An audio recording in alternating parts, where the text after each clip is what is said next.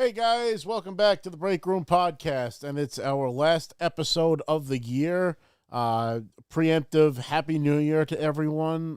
Yeah. Coming on the end of 2023, which feels already like a fake number, so 2024 is just more of the same. I feel like we lost 3 years with the pandemic, so it's really weird when I'm like paying bills and stuff and writing down the date, and it's like 23, and then it's going to be 24 soon. I'm like, what are these numbers? Like, when I was in school, it was like the roaring 20s, like the 20, like we didn't live in the 20s. Like, what the hell is that? Now we're coming upon another year, and we've had a lot of fun with the show this year. We're on a third season now, which is pretty crazy. And Insane. I just wanted to open the show by saying that because they have a lot of sales on PlayStation, I just wanted to mention really quick that I scratched an itch that has been there since 1994. Talking about PlayStation a while back, actually, came out with The Lion King, Aladdin, and The Jungle Book, which I was surprised about The Jungle Book. I didn't know that was part of it. I thought it was just Lion King and Aladdin. From the Super Nintendo and Sega Genesis days. Notoriously hard games. Notoriously. And we've spoken about this on the show before. The Lion King game was made by the Spawn of Satan. And all you have to do is throw in the Jurassic Park game into that mix. And those would be the hardest games of all time. And E.T. That was a hard game too. Well, yeah. E.T. as well. Oh my God! Well, E.T. on the Atari is just horrible. That's just a terrible game. Like, you have to walk around collecting dots, and they don't tell you what the fuck they are. And apparently, it's pieces of the phone.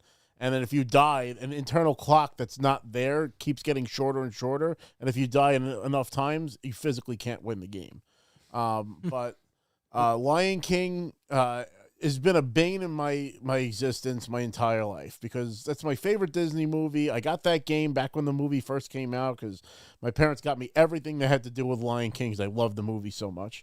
And I could never beat that game. Could never beat that game. I've beaten levels that people said they couldn't get past, like the I Can't Wait to Be King. I've beaten that level before. I've even gotten so far as past the stampede that they have. And then it's like the whole be prepared and all that stuff. I scooped this collection because it was on sale. They were charging, I think, $20 normally. I paid like $7. Beautiful. I was happy about that. A little trip down nostalgia lane. I knew it was going to make me angry, but the beauty of this version is that you can rewind it, and you can also save it, which did not exist back then. That's what I was going to say. What made those games so hard back in the day, it was that you could not save. There were no checkpoints. You lose, you go back to the main menu. It's over. That's it. There is no, I collected this and I had this. No, there's nothing to collect. You just survive or you don't.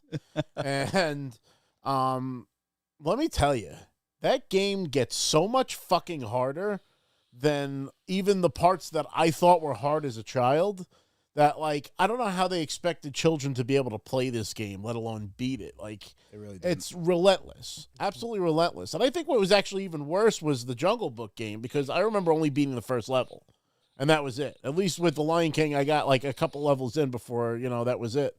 And I actually finally beat the fucking Lion King. And I don't care. You could say that I cheated and I used rewind and this shit and that shit, but when a game has been annoying you for as long as The Lion King has been annoying me, it felt fucking great to finally beat that game and to finally get to the end myself. And let me tell you, this had to be like a precursor to fucking Dark Souls and all those games that you guys love. Just thinking. Because the last battle with Scar, they don't describe in any way how you're supposed to fight him. They give you no instruction whatsoever. And I feel like they were counting on you to just keep dying over and over until the game was over. Because you have to, like, attack him a certain amount of times that they don't tell you. You have to hit him in a certain part of the map. Otherwise, he doesn't leap off the screen to the next part of the fight. And then you finally get to the top level. And you have to hit him 200 times before he starts panting, and then you have to hit him with the heavy attack at the edge of the cliff. Otherwise, you won't throw him into the fire to end the game. That is how you beat the Lion King. Yeah, no. I was like, what? They didn't is this? I literally paused the game and looked up a guide like, how the fuck do I beat Scar? Because I'm at the end of this shit. I'm going to finish this game one way or the other. And I looked it up, and they're like 200 hits, takes about 4 or 5 minutes. So for 4 or 5 minutes straight, I'm just whacking away at the same enemy until I can throw him off the stage. What? And then to go back to what you said, there was no checkpoint, there was no restart, there was no save. So you would battle to get to that point and then trial and error the fight. How would you get through the game enough times to get to the end, to even trial and error the fucking game? Not to mention the maze before that level. You have to go through like these caves, and like there's like doorways, and if you go through, in order to go back through a doorway, you have to defeat every hyena on that stage before you can go back through the door. And there's no direction on which doors to go through. I ended up having to look up a guide for that. That game is relentless. They have like lava dripping from fucking the ceiling. They had this thing where it had like lava gorges that would shoot up into the sky, and like it's the end of the level, so it's like you can't go anywhere, and you have to keep. And they don't tell you this either. You have to hop from each one of those like little like explosion areas. Mm-hmm. Because in between them, rocks keep falling. And if they hit you, they'll give you damage. And if you get hit enough times, you die. And you have to keep hopping between them until rocks come from the sky and land in the... I'm like, I vaguely what? remember something like that. What? I had this game on Game Gear, funny enough, and I still have it because I did dig up all my old collectibles and stuff. And nice. I still have the Game Gear in the pack. And fuck yeah. Lion King is in there. And it's nice. Like, I couldn't even imagine trying to play it or pick it up, but I would definitely... Your system wouldn't live long enough for you to be able to get to the end. That's a fact. That thing ate batteries like vampires eat people. It was insane. Had the color screen before game. Never had the Game Gear as a kid. Ended up scooping one years later at Play and Trade. I missed that store. Used to be right around the corner, so retro games. Play and Trade always sucked, actually, compared to some of the other like retro game places. They were the only option before. They gave me some busted games. You know, unlike the Which one did you go to though? Did you go to the one by you? By me? Yeah, yeah. Because the one by you. I knew the guy that ran that place, and he would always test the games before I walked out. Well, see, that was the thing. They didn't test the games. I got 2 N64 games that just didn't work at all, and then I don't know. I guess I never went back. Unlike the Tri-County tetanus shot flea market. Oh, forget it. Good luck, like walking back into the store. Well, but hey, they at least clean the game and test it for you and everything like that. Well, exactly what they did is what Play and Trade used to do for me anyway. Yeah. They used to call me Retro Rob because I would only buy old video games. Yeah. By the way, Tricky Ricky's in the house. Tricky Ricky! As well as some others tricky. Here. It's tricky. That's right. Lifelong fan. We love you, Rick. And I think that in the vein of video games and retro video games, I would like to do a little vlog to take us to the Retro Source out in Farmingville, because they're really nice people. I met them when they first opened the store. They've done a few facelifts to the store since I've been there, so I'd like to see them. What's really cool about that store is not only do they sell vintage video games, but it's like a museum of retro stuff. They have like in their cabinets and like behind the register all paraphernalia and tchotchkes and toys and shit from the 90s. They have a burger phone. They have a Tamagotchi. They have beepers. They have walls that are painted like an episode of Saved by the Bell. Did you have a Tamagotchi or a Furby? I did not. No. But the first Tamagotchi that I remember being around, and it was in the very, very early days of Pokemon. I don't even know if the card game was out here yet. There was a Tamagotchi of Pikachu, and I remember distinctly. There was a Pikachu Tamagotchi game, and that was like right in the craze of Tamagotchi. All the girls had them. I had a Tamagotchi. They used to cry in class because they would say their Tamagotchi died because they didn't feed it or something. I'm like, mine would in the middle of the night, and I wouldn't even hear it. It wasn't that loud, but in the middle of the night, it would like wake up and ask for stuff. And I remember my parents losing their fucking minds, like, in the middle of the night. I didn't even hear it. But in the middle of the night, them, like, coming into my room and, like, taking the Tamagotchi away for good because it just was keeping them awake. I guess they could hear it beeping through the wall there. But yeah, we'll definitely hit there. And then the video game trading post. I have a friend Alex over there. That's a really nice guy. He's over in the Tanger Mall. And that's right. They got one there. One of the nicest people. He gifted me that cardboard cutout of Peter Griffin that I have, the life-size cutout. Wow. And another holy grail thing from my childhood. My aunt had this pinball machine that I've spoken about on the show that was developed by Midway called the Black Knight 2000. And that was the machine that she always had at her house, and I used to play my whole childhood. They have one at that store, and he lets me play it all the time. And I'm like, yeah. Great music. The guy that says finish him is the voice of the Black Knight. It's a lot of fun, but we'll definitely do a vlog and hit you guys up with one of those because I'm kind of in the retro game mood. That sounds fun. Yeah, I have not seen that place. I keep seeing them on our social media, but very cool people. I've been there. Absolutely. Yeah, we're overdue for like a toy hunt, an outing, if you will. Yeah, definitely. Yeah, unfortunately, I mean, Joe's been saying that. Unfortunately, Joe is not here. If you may have noticed the vacancy next to Rob, he's under the weather. His vagina hurts today, so we got to take a little jab at him if he's not here to defend himself. He'll show up in the comments, I'm sure, and threaten to tit fuck all of us. But it's usually his MO. Yes, you will. Bastard. But feel better, Joe. Love you, miss you. Happy New Year to you. But what do we got next on the agenda, Chris? Well, so I got to go to the Madison Square Garden house show that took place the day after Christmas. It was a surprise gift that I got for Gina for Christmas. Very nice. My girlfriend. So we went there, and it was a good show. It started a little slow, but it was a pretty cool show. It was CM Punk's first match back in the WWE in like 10 years. I'm not the hugest CM Punk fan, but I will say the crowd was insane for him. I had to, while I was there, I picked up this shirt, which is a special edition. See, they're best in the world. Comes home to New York City. It's got the date on it, 12/26/23. Nice. So again, that's his first match back. He faced Dominic, and I figure this shirt I could either sell or maybe I'll wear it. That was a stacked show because if they had CM Punk and the next. Oh one yeah, so Rob sees I've been saving this on my lap here. I picked up this autographed by Cody Rhodes black leather weight belt. So you can see there Cody's signature.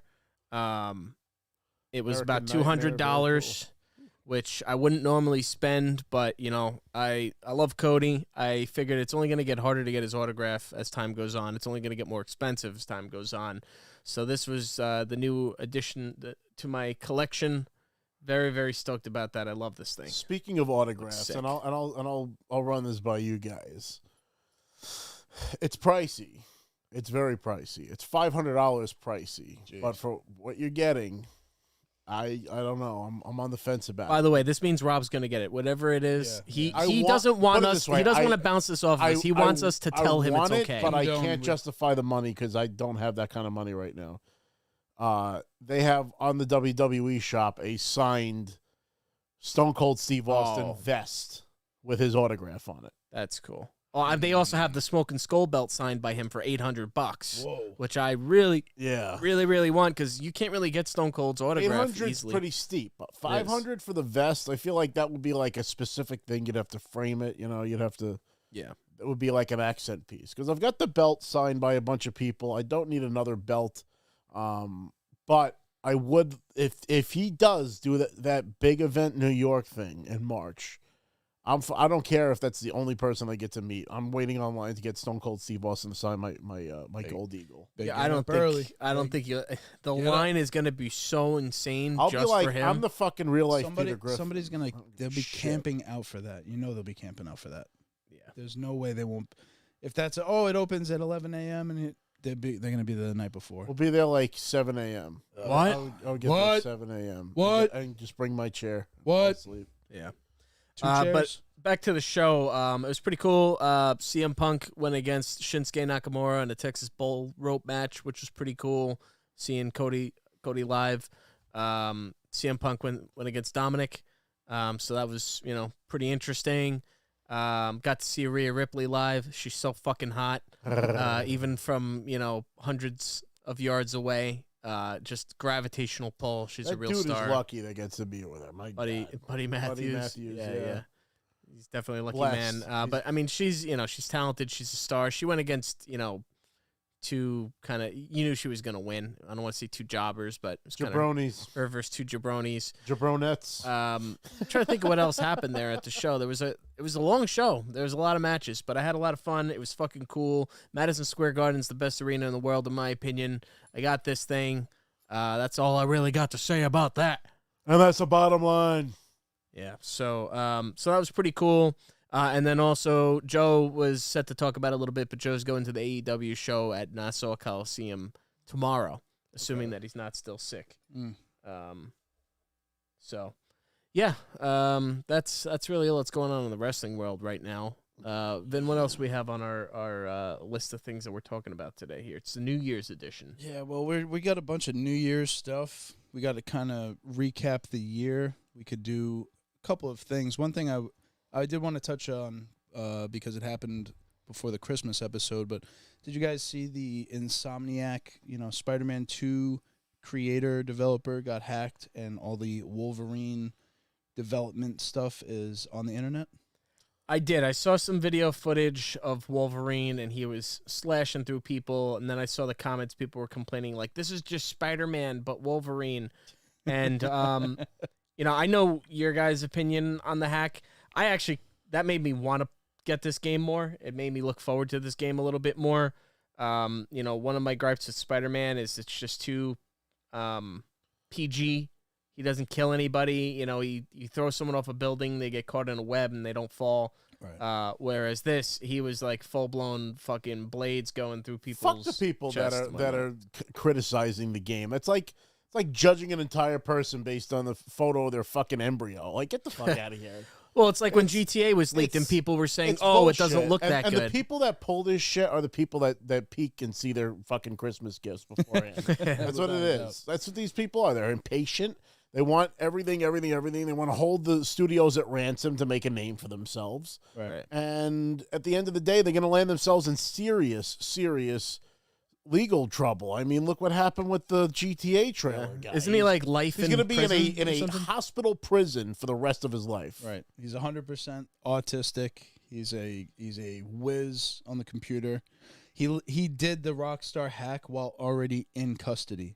He was in custody for a previous hack, and he did the hack from a hotel room or motel room with an Amazon Fire Stick hooked up to a television. Jesus. So, I mean, this part, like you said, life in a hospital, basically, because they were deemed a threat to society because this person's capabilities are so... I think he even admitted that he wanted to keep doing it. He was going to keep doing it. The second he left, he was like, I'm going to 100% do this again. I can't wait to get out of here and do this more.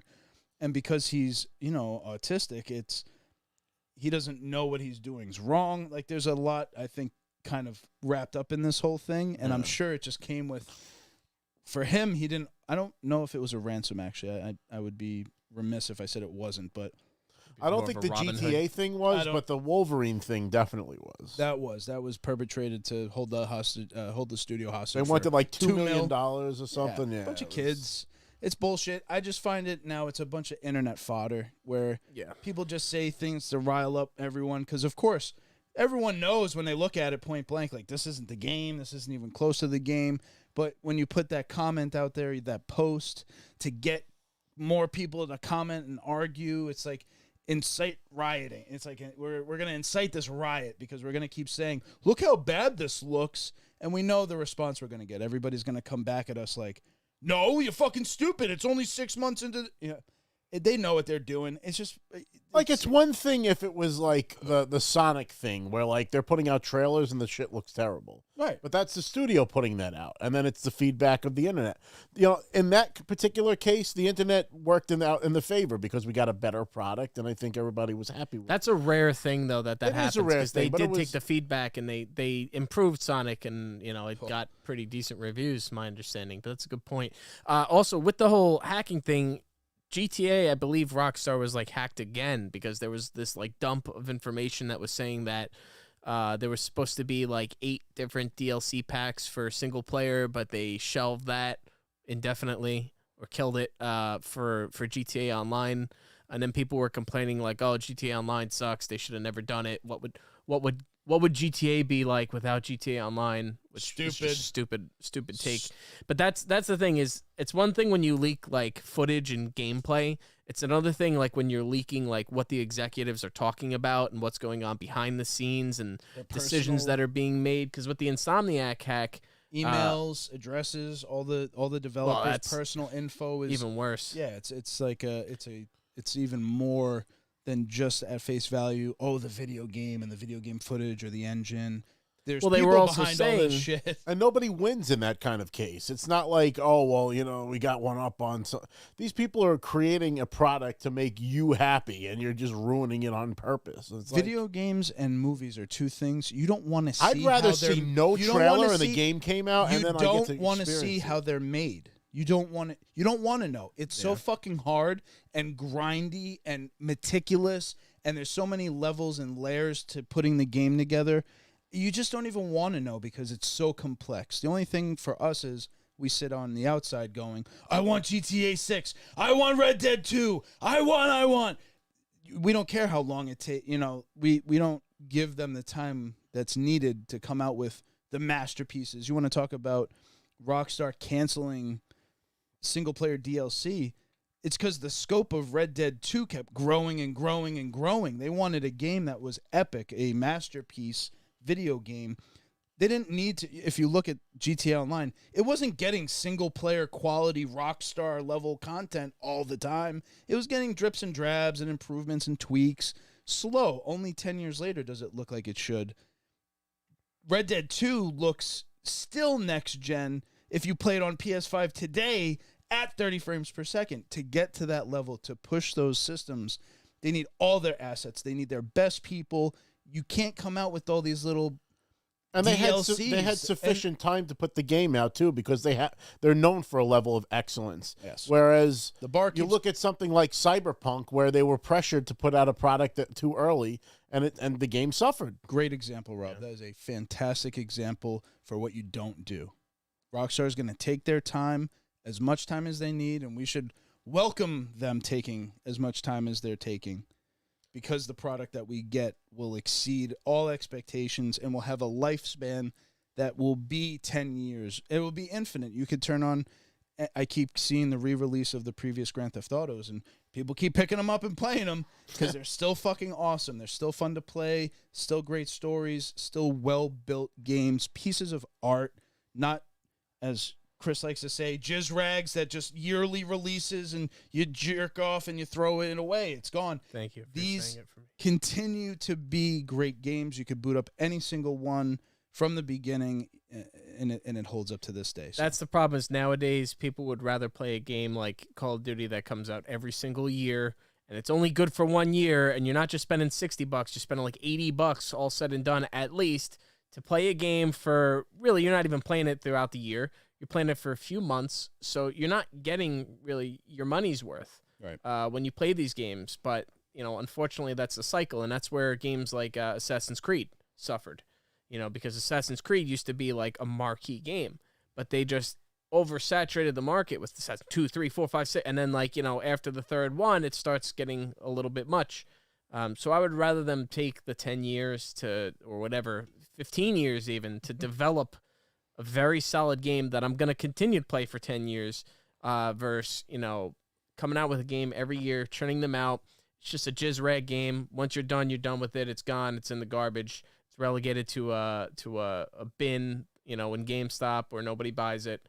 And my last thought really in relation to these DLCs, they talked about canceled projects and stuff. DLCs are kind of like that too. You play them once by yourself, then you're done. You play the Spider-Man DLCs, you play Platinum them, you're done.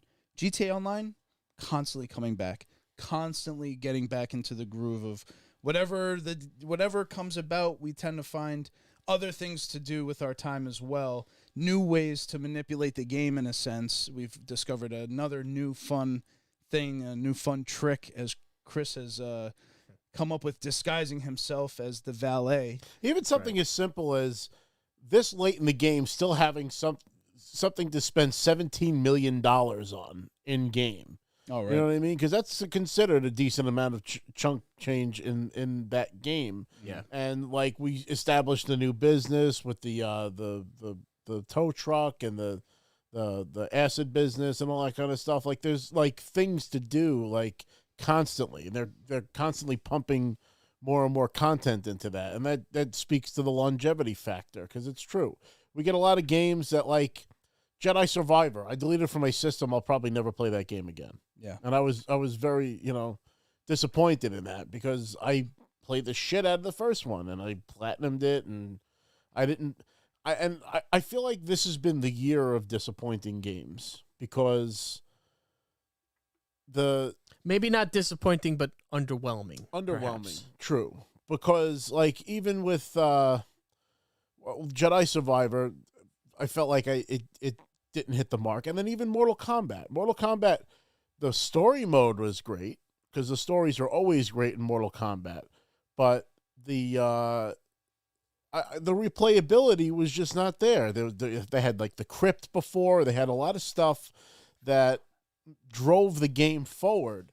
And now it's like I literally just deleted it from my system without the platinum, which is rare, because I usually platinum the Mortal Kombat games.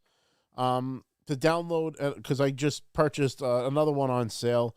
I decided to take the plunge on Street Fighter, because I do enjoy the story with the Street Fighter series as well. So, so we will get to the disappointments for 2023, because that's one of our segments. So we'll get back to that point. But Phil Dunphy is in the house, and he actually left a pretty good comment here. He said, "Unfortunately, most game developers are not Rockstar and can't take more than 6 to 7 years to develop a game.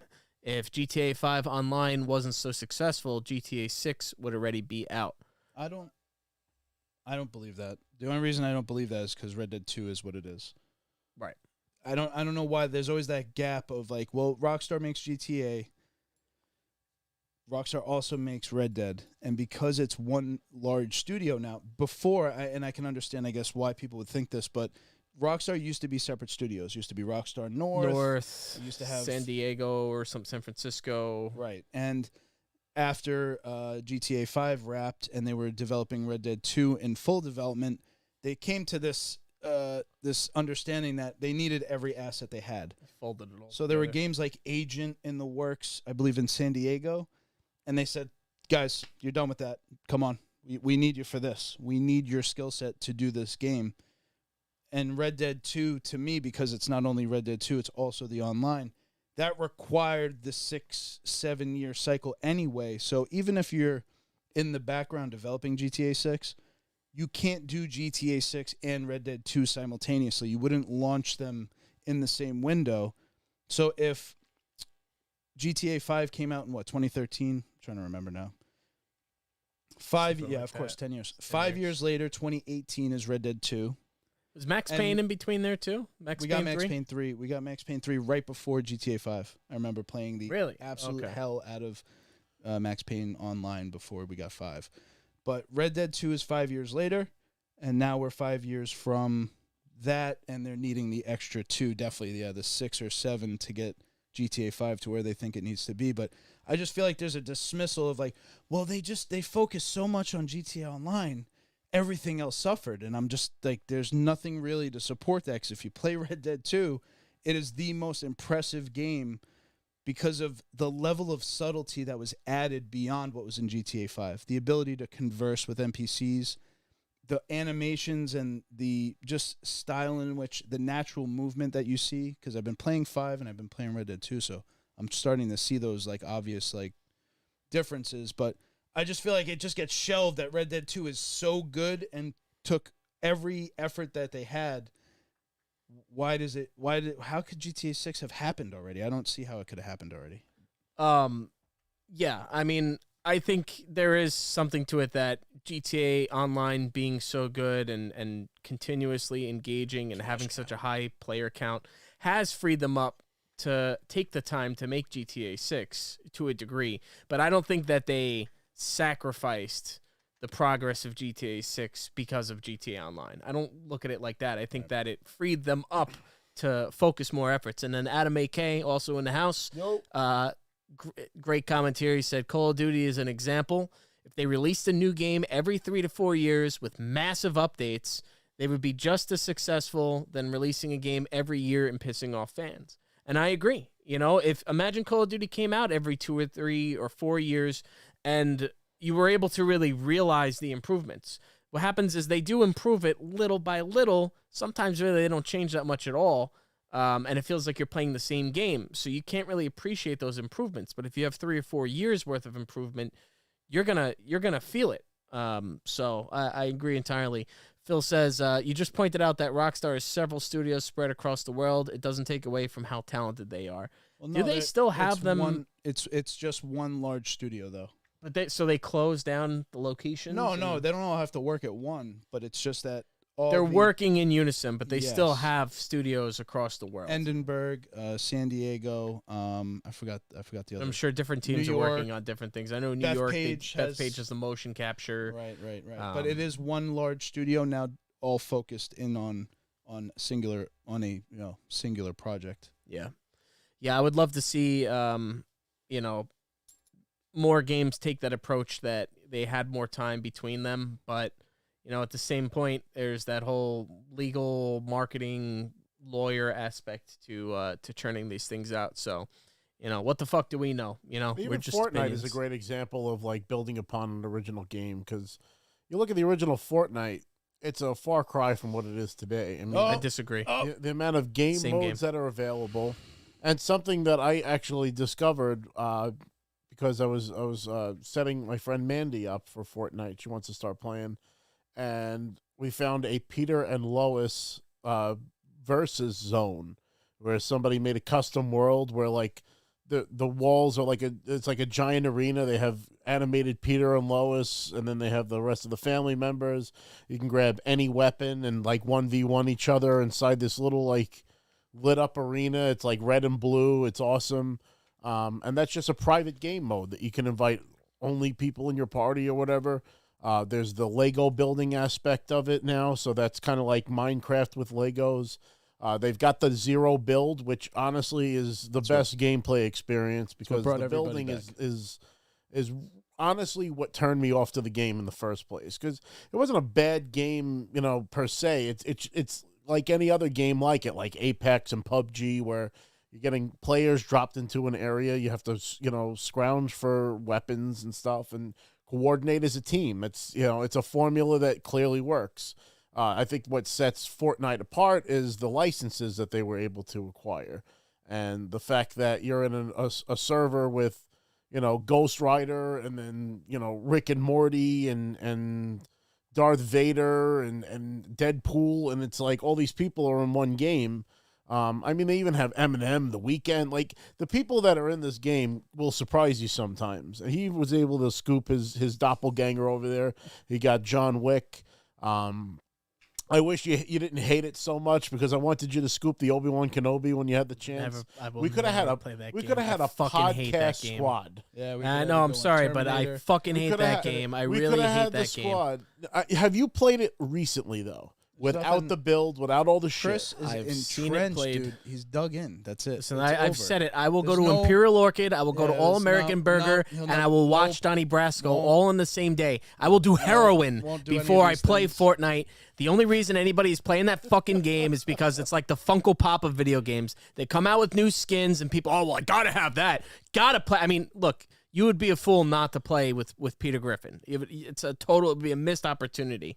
But that's all it is. Area bosses are fun too, because if you take them out, you can get their key card, open up their vault. There's better weapons there. There's strategy. Rather play Call of Duty Warzone. I've been playing it with my friends Nux and Skittles. Skittleside, shout out to them, and McNux. They're streaming buddies, and then even personally with my friends, because when I first started playing the game, you could see the very first stream that I did was the very first time I touched that game in years. It shows. And it shows. I couldn't figure out how to swap out the fucking weapon, or like the guy's like literally jumping up and down in front of me, and I'm like, how the fuck am I not hitting this person? Now I got a lot better. I put a lot more time into the game. I got a better feel for the weapons, and we've had a few victory royales, which is very nice. So it's all about the camaraderie. It's the main ingredient, in my opinion. Me and Little Joe and Yao. That's having fun with it. I fucking hate that everybody's playing this game right now. It's like watching all your friends fucking. No, I'm not jealous. It's like watching all your friends do heroin and suck each other's dicks and being able to do nothing to stop. We're all playing tag on the fucking playground, and you don't want to play tag, so you're gonna hem and haw about it. I'm consistent. I've always hated this fucking game. I'm just saying, it's, you know, tag is fun now. You know, it's not the tag from yesteryear. And it's the same exact shit. All your friends are having just fun new with skins. It's new skins, and I will say the biggest thing that I hated about it was the building shit. Because as Adam AK said here, oh, you're about to kill me? Let me just put an Empire State Building between you and me. Yeah, no. That was always I hated the building because it was just like you're fighting somebody, and all of a sudden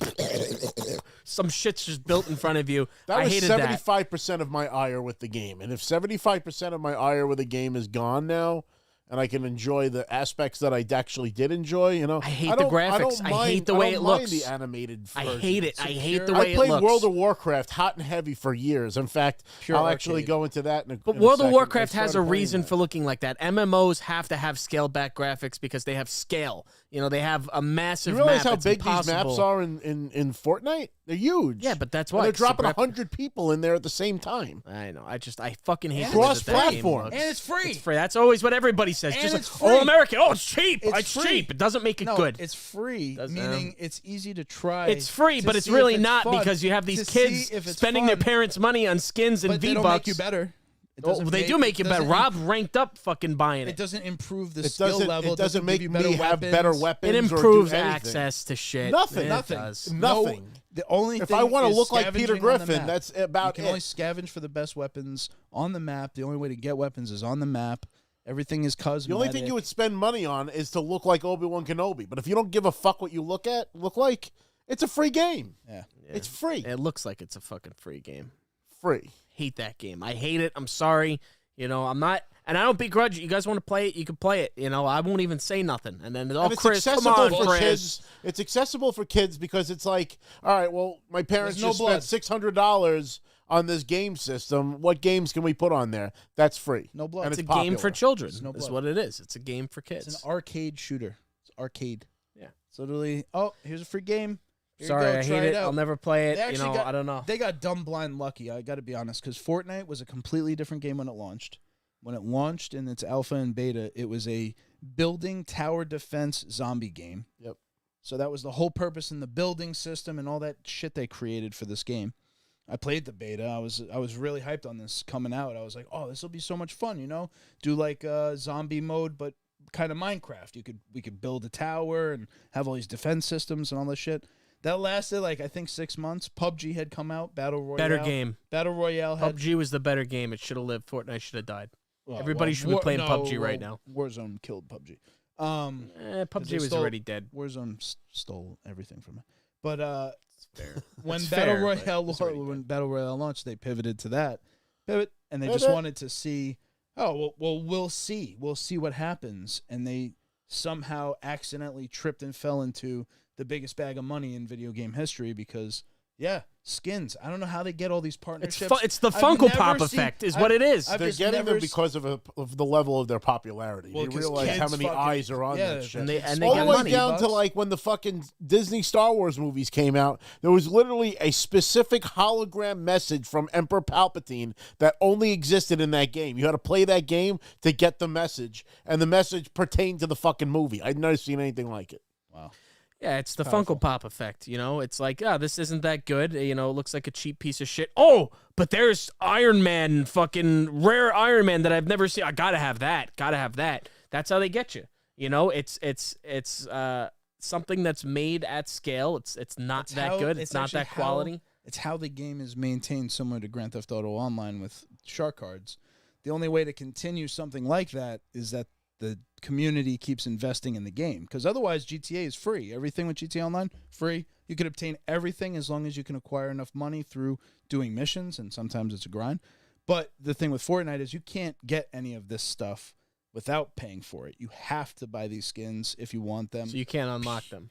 Only through the Battle Pass. You got to buy the Battle Pass. If you buy the Battle Pass, you can earn V-Bucks, but they only give you nominal amounts, like maybe 50 or so per, like, page of stuff.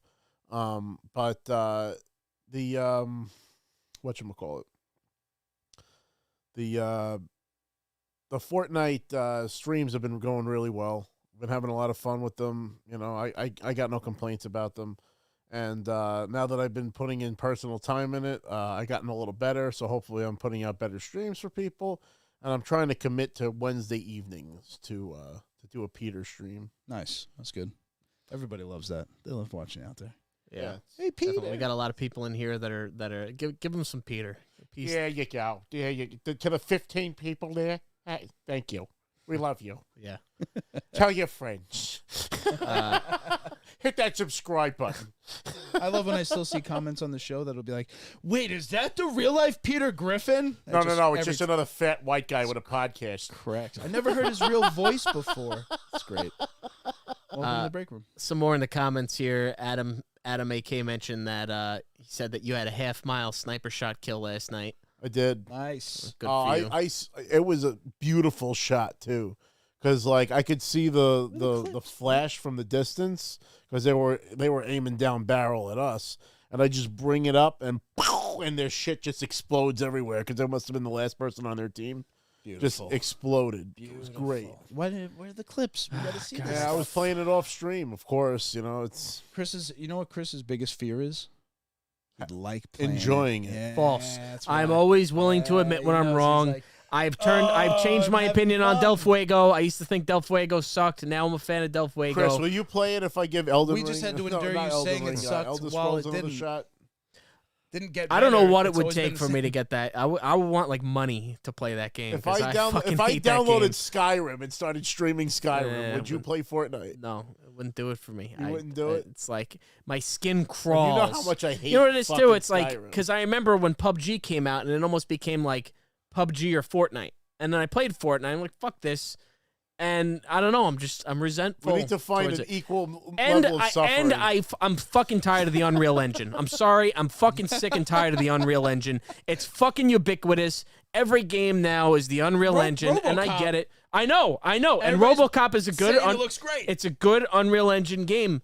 But I don't know. It's becoming like the fucking, I don't know what you would call it. It's just ubiquitous. Like, I don't want to see everything in the same engine. I want to see Unreal Engine, Rage Engine, it's whatever this engine is. If you want 4K, 60 frames per second, that's exactly it. They're going the cheaper route. That's the no. I'm just saying that the cost to develop, to build all those tools. I get it. Yeah. I get it. And honestly, it's even more risky for these game developers now to try to come out with an original game.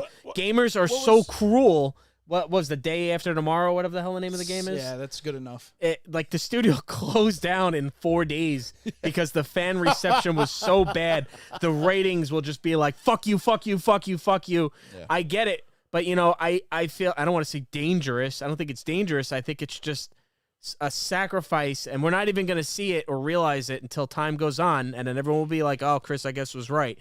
But the Unreal Engine is just, it's too, like, there's too much Unreal games right now. I want to see some different shit. I don't disagree. You know?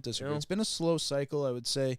You know, we'll talk more about 2023 in the recap, but, you know, it's like these consoles, they've still been a slight disappointment. You know, we just haven't gotten the game, something that we're talking about playing Fortnite right now, a game that's however old. We've had our about systems 5 years now, right? Right. We've had these systems. We're in the next gen. It's the current gen. It's no longer next. We're now talking about what's coming next. We're biding our time till GTA 6. I swear. And that's actually my biggest fear for 2024.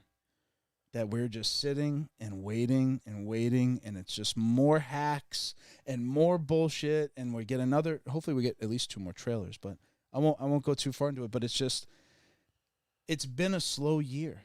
I just looked at stuff. I was looking at movies. I was looking at games. I was like, Jesus. Well, so let's do that.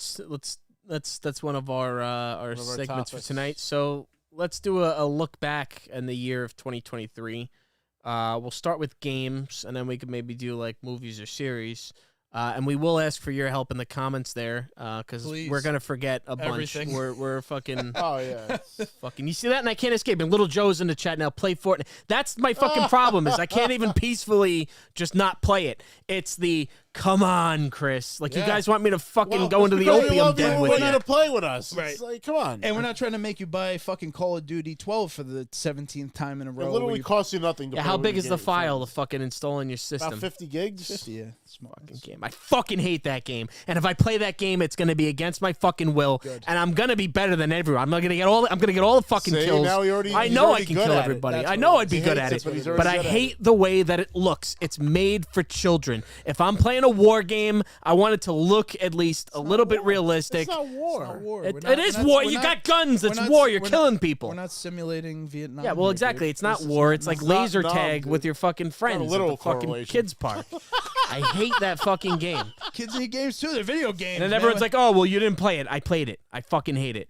I feel like it's a generational thing too, because I think Fortnite and Roblox are in the same category of things that were Roblox is an anomaly to me because I love Minecraft. They're so foreign to me. I just don't. Now that Roblox, I know nothing about. I've gotten invites. People wanted me to play Roblox with them, but I don't know what the fuck. It's this like kids are like obsessed. Minecraft. I don't even get it. I bought Sam's sister. I bought Sam's brother Roblox Cash. For Christmas, just so he could go on and get some cool whatever. But it's similar to what Fortnite is copying that, where you said the custom Peter Griffin Lois thing. Roblox kind of took the Minecraft idea and they allowed people to build games inside of the game. Yeah. So it's a builder, and then you can, they have like first-person shooter style paintball stuff, and so people were making rings, and then you could set the rules, and they just gave more customized options to kind of a simplified looking game, similar to Minecraft. Crude Second Life, Right, very much so. And Fortnite, with the new Unreal Engine tools, did let's let the creator population add to this game. I'll tell you, that died off hard, Second Life. That was like a big thing for a while. My cousin used to work on that. Right. Yeah. I don't know. I can't All right, 2023, year in review. What are some of the games that we got? Did we get Harry Potter?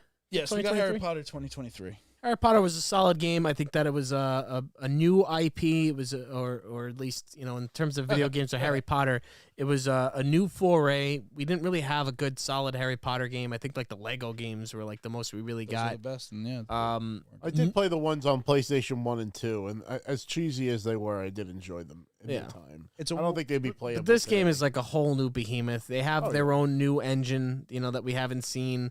Some new physics, some broom flying, which was very solid. The wand combat was pretty solid. I think the Harry Potter game was a win of 2023, especially, or whatever it was, Hogwarts Legacy. Right. Call it by what it's actually called. It's a rare thing that we get that, and I'm looking forward to whatever the next game is that they might end up making.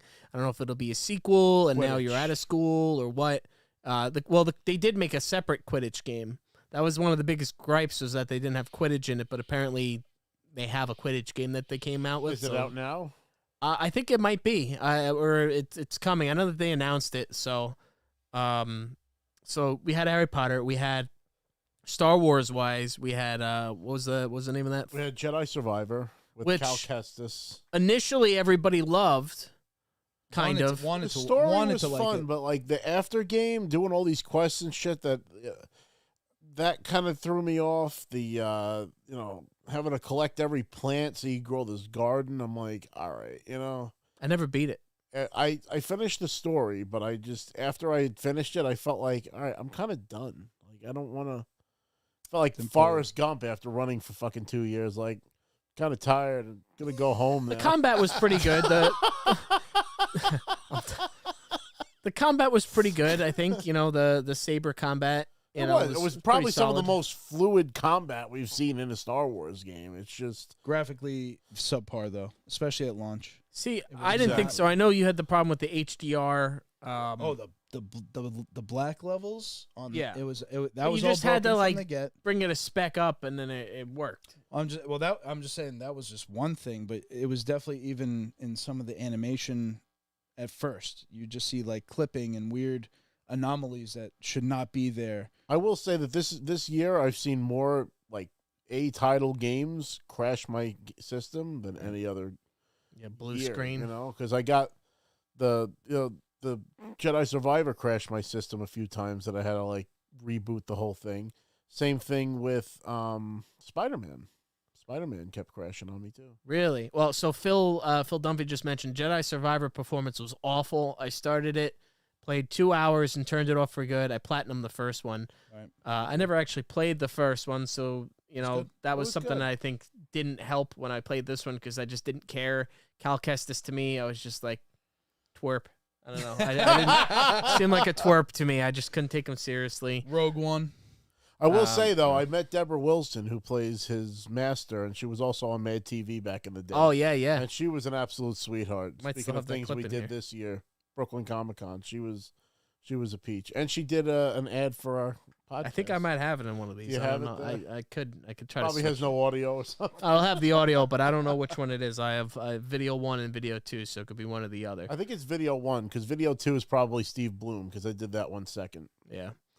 All right, so what other games do we have? Jedi Survivor, hit or miss. I guess we'll say it's a miss. We did get Resident Evil 4 Remake. Resident Evil 4 Remake, solid fucking game. I never actually played the original Resident Evil 4. Everyone always freaks out when I say that. Nope, same. But it kind of got to the point where I was like, well, let me just wait until they remaster it, because they already made 1, then they made 2, so then 3, and it was only a matter of time.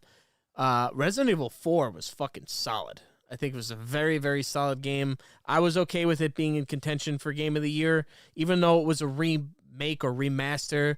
They did all new motion capture, voice, audio recordings. It was a total reimagining. Rebuilt it from the ground up. Exactly. So I think, I'm okay with that being in the contention for Game of the Year. Resident Evil 4 was fucking solid.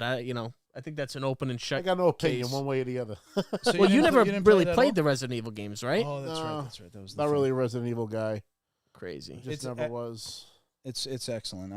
I've been slowly getting through it. I'm on like chapter 18 now, so probably in the last third of the game. Oh, But, really? You didn't beat it yet? No, man. I guess a lot of Interruptions and stuff. trips and everything. I literally just sat down from driving. Glorianus 6 Plagas. Plagas. Plagas. That game, I love that. The reason I like the game, of course, graphically and stuff, it's impressive and the details are nice. But Gunplay. it is, the gunplay. It requires a strategy. It requires thought. It's not a game you're mindlessly going through. Spider-Man 2, you can kind of combat your way just button mash. This, you cannot button mash. You cannot waste ammunition. You usually got to go through a scenario a couple of times before you really nail it, because you want to conserve as much ammo as possible. You want to go into the next zone with as much ammo as possible. When you want to get headshots, but the problem is these stumbling zombies are like fucking.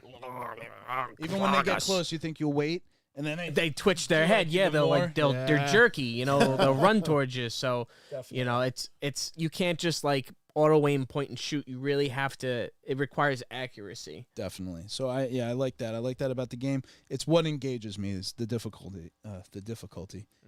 So good stuff in the comments here. From the dungeon again is comparing me to Cal Kestis. I don't know. It's because I have red beard. I'm not a the ginger. red It's just my beard. Zach's the ginger. That's You can also make your hairstyle and beard in that game. Yeah, that's true. Adam AK mentioned Diablo 4. I Did did you not get Diablo? You I always do didn't Diablo. Joe got Diablo. It's on my list of like wish I played, still gonna play. It's always on my list. Yeah, I love Diablo. I loved playing Diablo 3. Played a ton of Diablo 3. See, I feel like you even guys played that. didn't, because I remember when that came out. 3? So I never played any of the Diablo games, and I was gonna get 3 because I remember that came out and it was hot for a minute, but then it fell off. I feel like very quickly. Like you guys played it for a month or so, and then it was done. That was because it was a console release. I played it on my new MacBook Pro at the time when I had bought a brand new MacBook Pro SSD back in, I think it was 2013? 2012, 13. I actually got a brand new MacBook and got Diablo more or less because I got the computer.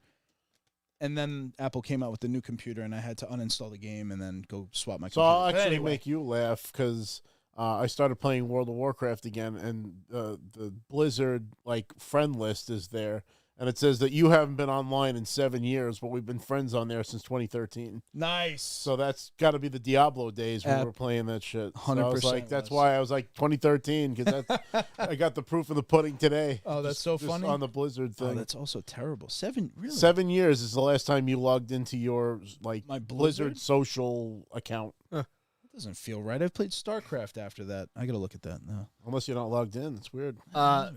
back to the comments. From Dungeon actually said he loved Jedi Survivor. It was his favorite game. Oh shit! That was the second one or the first one? Jedi Survivor was the second one. Fallen Order. All right. Was Well, first. at least we had that. Diablo 4. So Adam mentioned that. We got Tears of the Kingdom. Tears of the Kingdom. Yeah. That was. I didn't play it, but you guys, I did buy it. Yeah, fantastic. That was my it yet. game of the year, personally. I really want to play. I do want to play. I put 250 hours into that game. Yeah, A ton of fun. it looked like a solid game. I mean, just like the ability to build, and You know how and it was fast new. I beat games, because another one we can mention for the list is God of War, and God of War I beat in under 60 hours, but Tears of the Kingdom took me 250. Yeah, it's worth every penny. For Yeah, God of War was another one. If Didn't they play charge the this one same either. for Call of Duty as they do for Tears of the Kingdom, it's a crime. I thought God of War was outstanding as a game. I was kind of disappointed in Odin. I feel like they just missed Odin. They made him like Fucking didn't. I didn't like Odin. I didn't finish. Have you seen what he looks like though in the game? Like, Is he fat? no, he's not. He's skinny and he almost sounds like he's Jewish. I'm like, what the fuck? Like, Odin's supposed to be like this like dude that's like the father of Thor with like a fucking eye patch and ravens and shit. And it's like I feel like They took the they opposite. just completely it's Meanwhile, like they did like, a lot. It's like Larry David playing Odin. It's like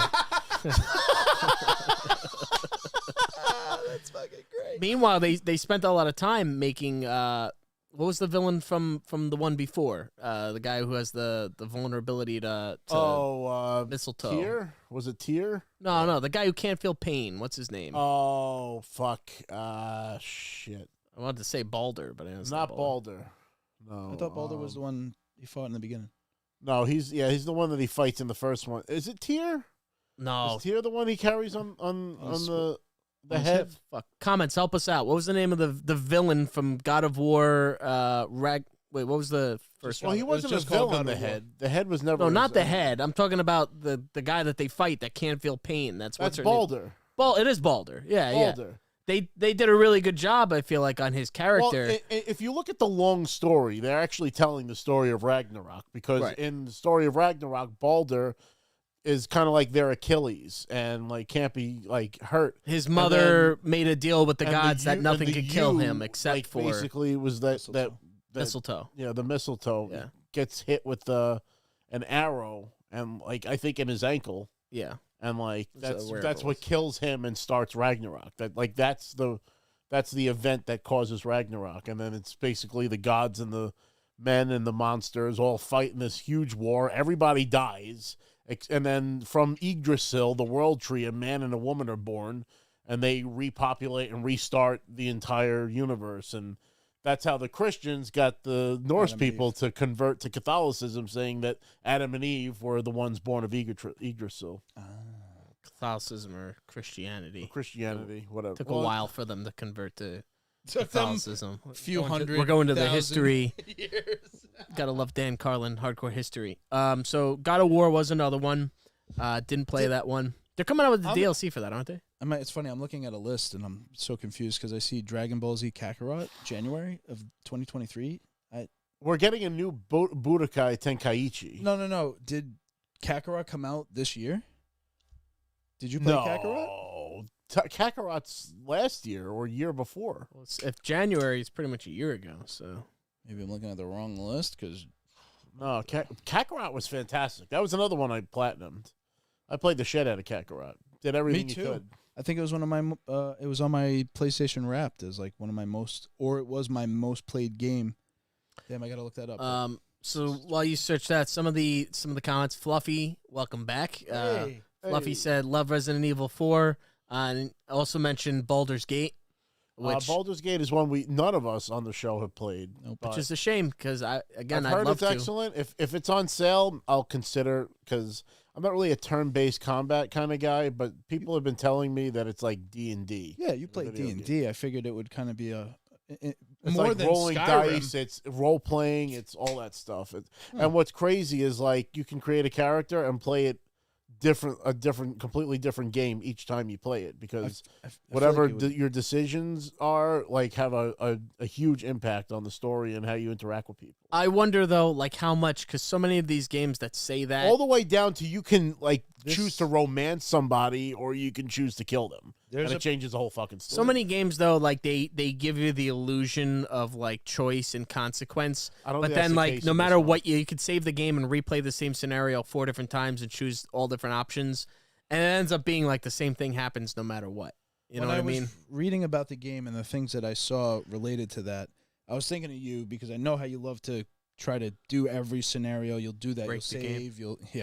And I was like, oh, this will probably be a game that Chris would go for because you can approach it like that, and it allegedly does not have that repetitive nature. It has like 51,000 different outcomes of, however, the way that the stories branch out, there is a lot of decision and impact in that game.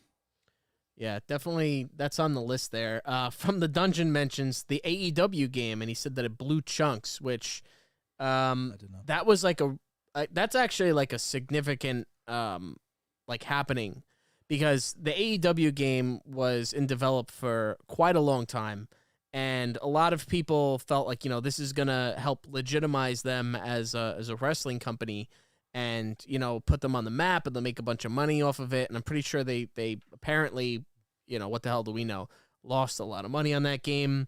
The player count now, like they looked it up, they compared like WWE 2K23 compared to this newer AEW game, and like the amount of people that are actively playing the AEW game is like nothing.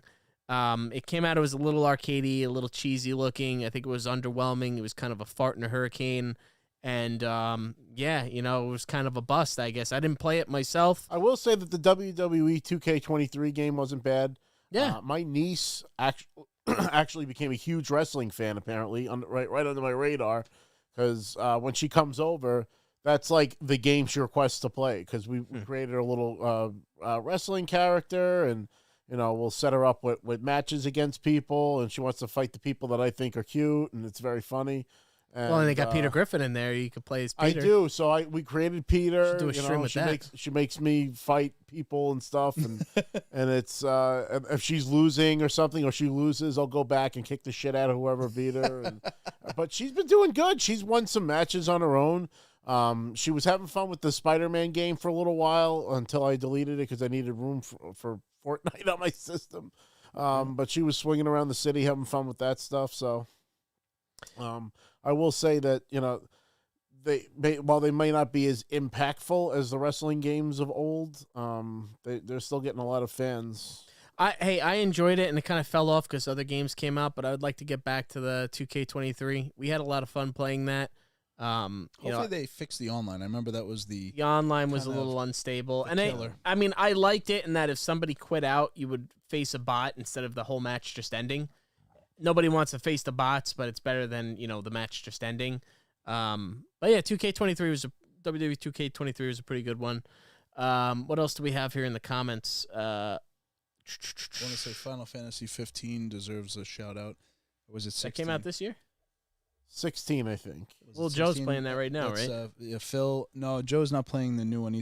He went retro. He's playing Final Phil Fantasy went hot and heavy with the 16. Yeah. Oh, right. Phil, I remember, was talking a lot about the new Final Fantasy. He said it was more like Game of Thrones, and he said that this was going to be the best game. And then I don't remember if it ended. Phil, let us know if that game lived up to its hype in your eyes. He loves that game. He does. Yeah? Yeah, absolutely. I feel like I remember him telling me it wasn't as good as he thought, but I think he's currently on the Platinum Trail.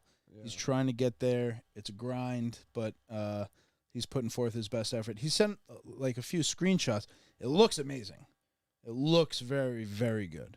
I never played any of the Final Fantasy games, but this is the closest that I've.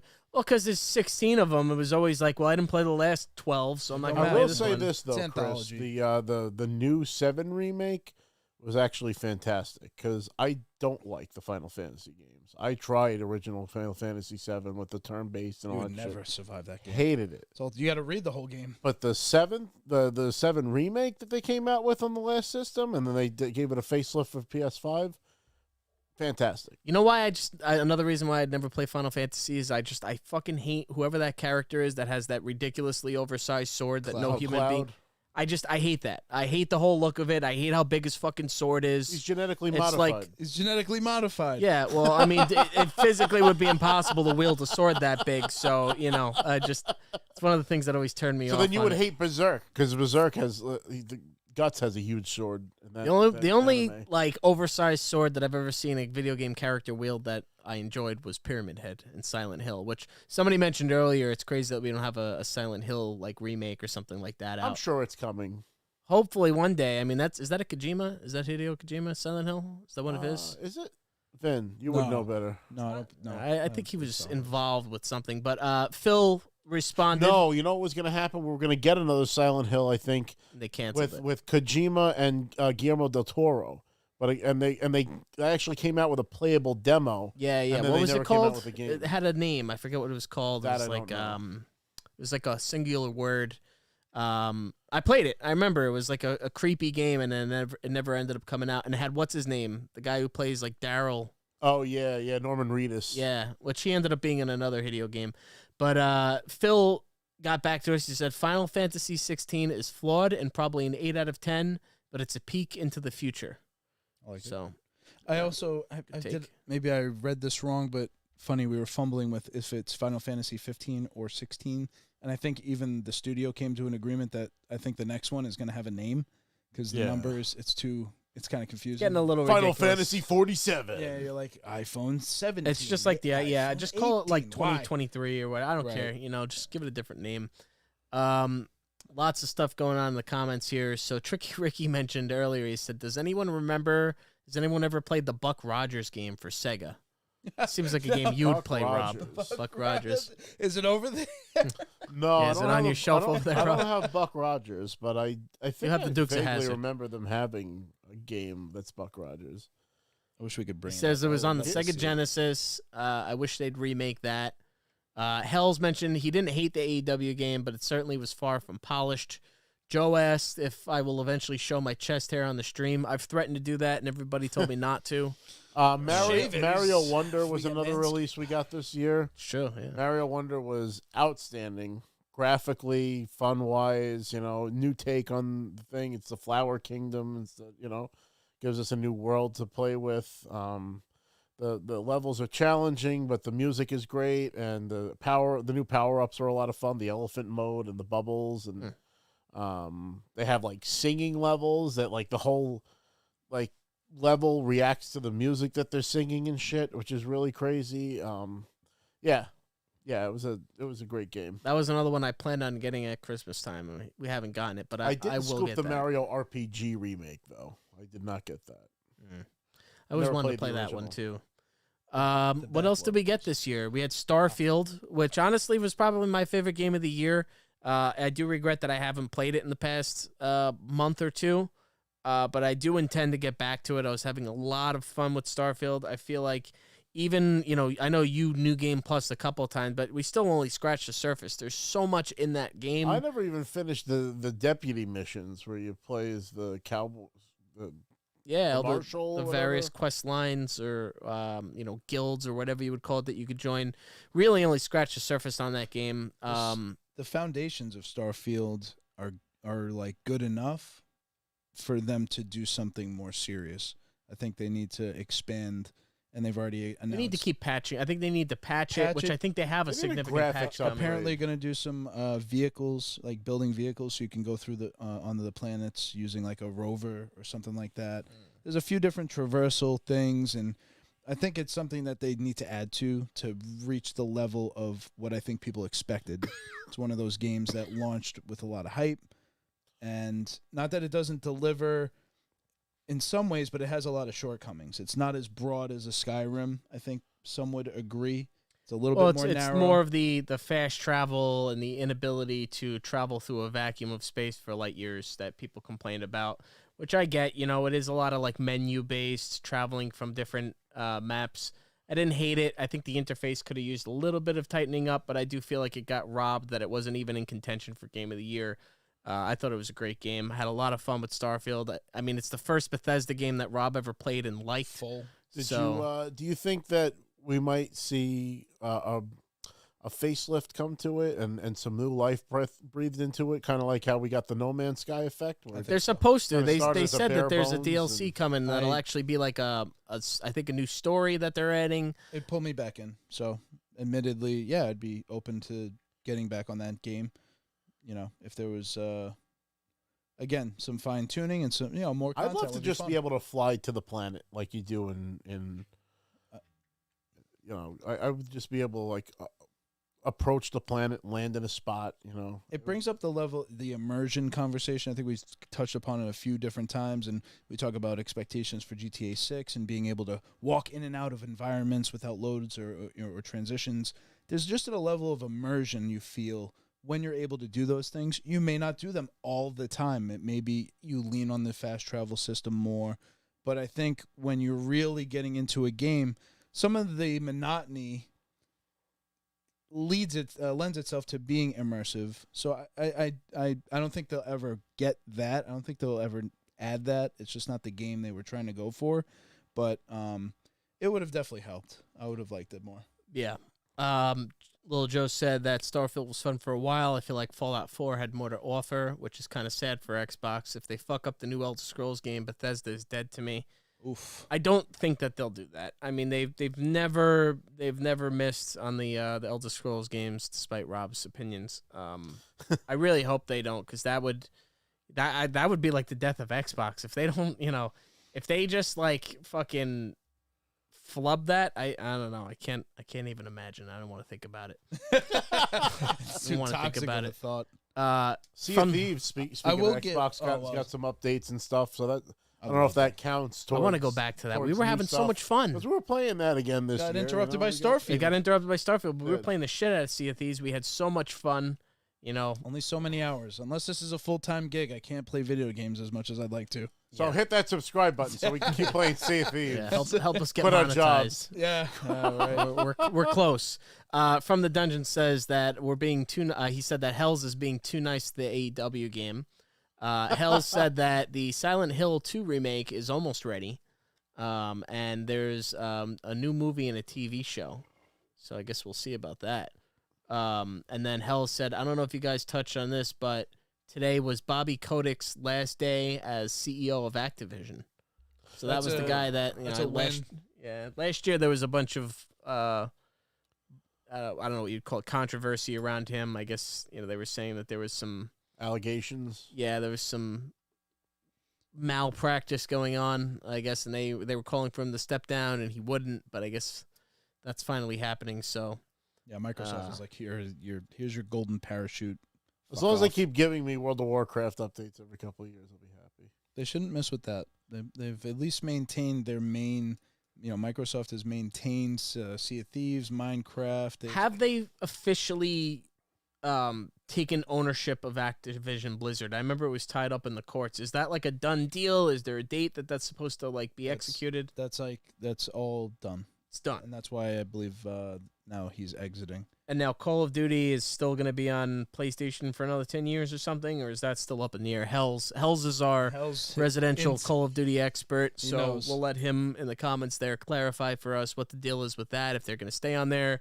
Hopefully they just bring SOCOM back and put that on PlayStation. We'll all be happy. You guys want some more games of the year?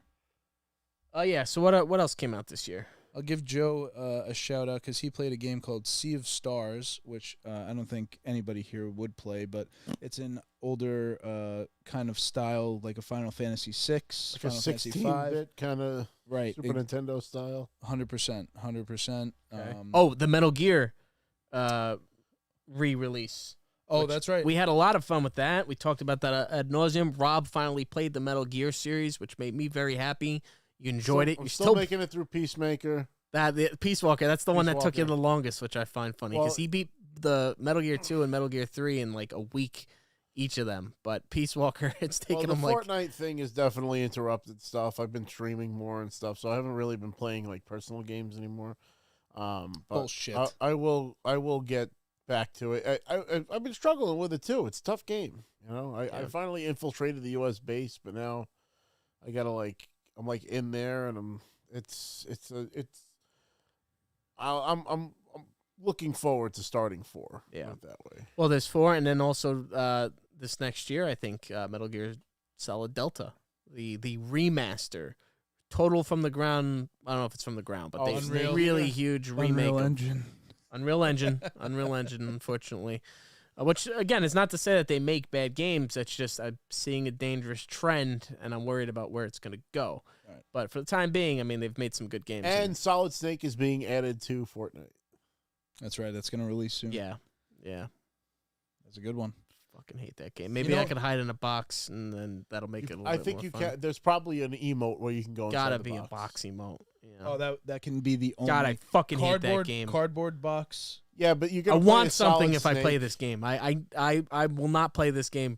I don't know what I'm asking for. He wants everybody to. I do not want to play that game. I'll give you enough V-Bucks to get Solid Snake. I want a fucking Palpatine statue or something. That fucking 8 foot tall. I'm not buying a $700 statue to get you to play Fortnite. I don't want you to play that. I'm just saying. I'm not playing that fucking game. I swear to God. You know what? I want to put this next release on the. I really need and want to play this, but it's the Cyberpunk Phantom Liberty expansion. I have it downloaded. It's only a matter of time. I updated the game and everything on my PC this week. That game is a triumph of overcoming adversity because that was definitely one of the. You could almost see them abandoning the game and moving on if they hadn't already invested so much or wanted to make sure the game lived up to the hype. The reception was so cruel, and I don't want to say that it wasn't without merit. What people were saying. Broken, yeah. Well, I mean, the thing is, I played it on PC very early on. I had no problems. I know on console it was very broken. Right. Let's say I had no problems. I had a very few problems when I played it initially on PC. I played it on PC as well. I pre-ordered it. I played it launch. I was looking forward to it. I thought it had like a cool vibe to it, kind of like a Ghost in the Shell, a little bit of Blade Runner, you know, like that kind of thing. And I mean, I didn't hate it. I played the intro, and I finally got to, like, the part with the explosion with Keanu, and then it's like, I kind of, like, bailed on it. Yeah. I beat it. I loved the shit out of it. I really honestly felt like it was one of the, if not the most immersive games that I ever played. And that's saying something. I mean, like, I remember there were times that I would just be walking around, and I would just be looking around, and, like, the ambient noise, the lighting, the amount of like advertisements that were like, it wasn't like you saw the same few recycled. It felt ads. Populated, yeah, very populated. The only thing that I think about the game that was weak, the driving wasn't that great, and also the NPCs, they all looked like fucking. They all just look like fucking. What's the name of Will Smith's wife? Oh, Jada Pinkett. They all look like fucking like Jada Pinkett 2024. But, like, also slightly Martianish. Like, everybody looked like Jada Pinkett Martian. I don't know. Like, that was one gripe, but very, very immersive game. Now, I will say this, though. I saw something online where they had a bunch of, like, game testers sit down and play the game as it is now without telling them what game it was and asking about their honest feedback about the game. And they all had raving reviews, and they said, this is actually Cyberpunk. Yeah. With the updates, and they're like, damn. So Phantom Liberty, is that what it was called, right? Yeah. So that's it is, right? Phantom Pain. That is a 2023 game that we haven't played yet. You know, it's really a game in its own right, so very much looking forward to that, but can't judge it for sure yet. What else do we have here? We have Spider-Man 2. Spider-Man 2. Well, you know how I feel about that game. And I was right. Spider-Man 2 is definitely one of those games that definitely a huge amount of hype. It's a good game. It's definitely not a 10. It's not it's not the most impressive game. Not a masterpiece, but it's a good game. It's fun. You couldn't so I would say classic Spidey adventure. Yeah, exactly. I stopped playing it a couple missions. And I will say that I enjoyed the swinging in this game more than any other one. Traversal is you were able to switch to like gliding mode and shit, which is a lot of fun. That was a nice addition. You know, there were some improvements on it, but it still felt like catch the same a wind Spider-Man tunnel game. and just it does have the Spider-Man 1.5 feel. Yeah, I would say it doesn't feel the way a sequel should or could, the way that Tears of the Kingdom is. I think the disappointment is that the Miles Morales was the Spider-Man 1.5, so now we have two 1.5s. I don't really enjoy the division of the character in a sense, or you just want to play a Spider-Man. I get that both are Spider-Man, but you can only tell so much story. And if this game costs what the development budget was like $200 to $300 million, it's like, well, something has to be sacrificed in terms of storytelling on one character's end or both characters if you're trying to tell two stories at the same time and you only have so much money to tell it. So yeah, Miles definitely got like very overshadowed in the story just because they were telling so much stuff with Peter's past that and Mary Jane. It made sense, Mary Jane. Gotta play Mary Jane. It makes sense for him to be in the game. Yeah, but don't pretend like it's about Peter and Miles. It's not. Right. It's not. It's about Peter. Right now, it's Peter's. Miles deserves his own game. I would play a Miles only game. 100%. Absolutely, 100%. If the story is catering to Miles, you know what I mean? Because I like Miles. I like him as a character. He's a great character. I think it's a little contrived. I'm probably going to meet his voice actor because he's going to be appearing at Niagara Falls Comic Con with me. So. I just felt like really? I have no gripe with Miles. I just feel like it's a little cheesy that it's like. He got bit by like the same spider. Like, what are the odds? He got bit by another spider that gave him superpowers. You would think that there would be even more people out there getting bit by spiders then. I believe Miles is an Ultimate Universe character in the comic book. Yes, what happens in the Ultimate Universe, Peter Parker dies. And the spider bites him instead, I think, or something. Right, it's like an alternate dimension. Exactly. I can respect that. And then they did like a big. Because they had too many universes going, so they ended up consolidating and destroying universes. And I think that Ultimate Spider-Man is the only one that lives in his entire universe. Yes, because that's where like the Stormbreaker Thor, where they kind of like based the Love and Thunder Thor on with like his like axe hammer. That's an Ultimate Thor thing with Stormbreaker. That was literally Ultimate Thor's hammer. That's just to explain the parallel or why it's so the exact same story, but I know what you mean. I can appreciate if it's a different universe and somebody else got bit. I can. That's fine.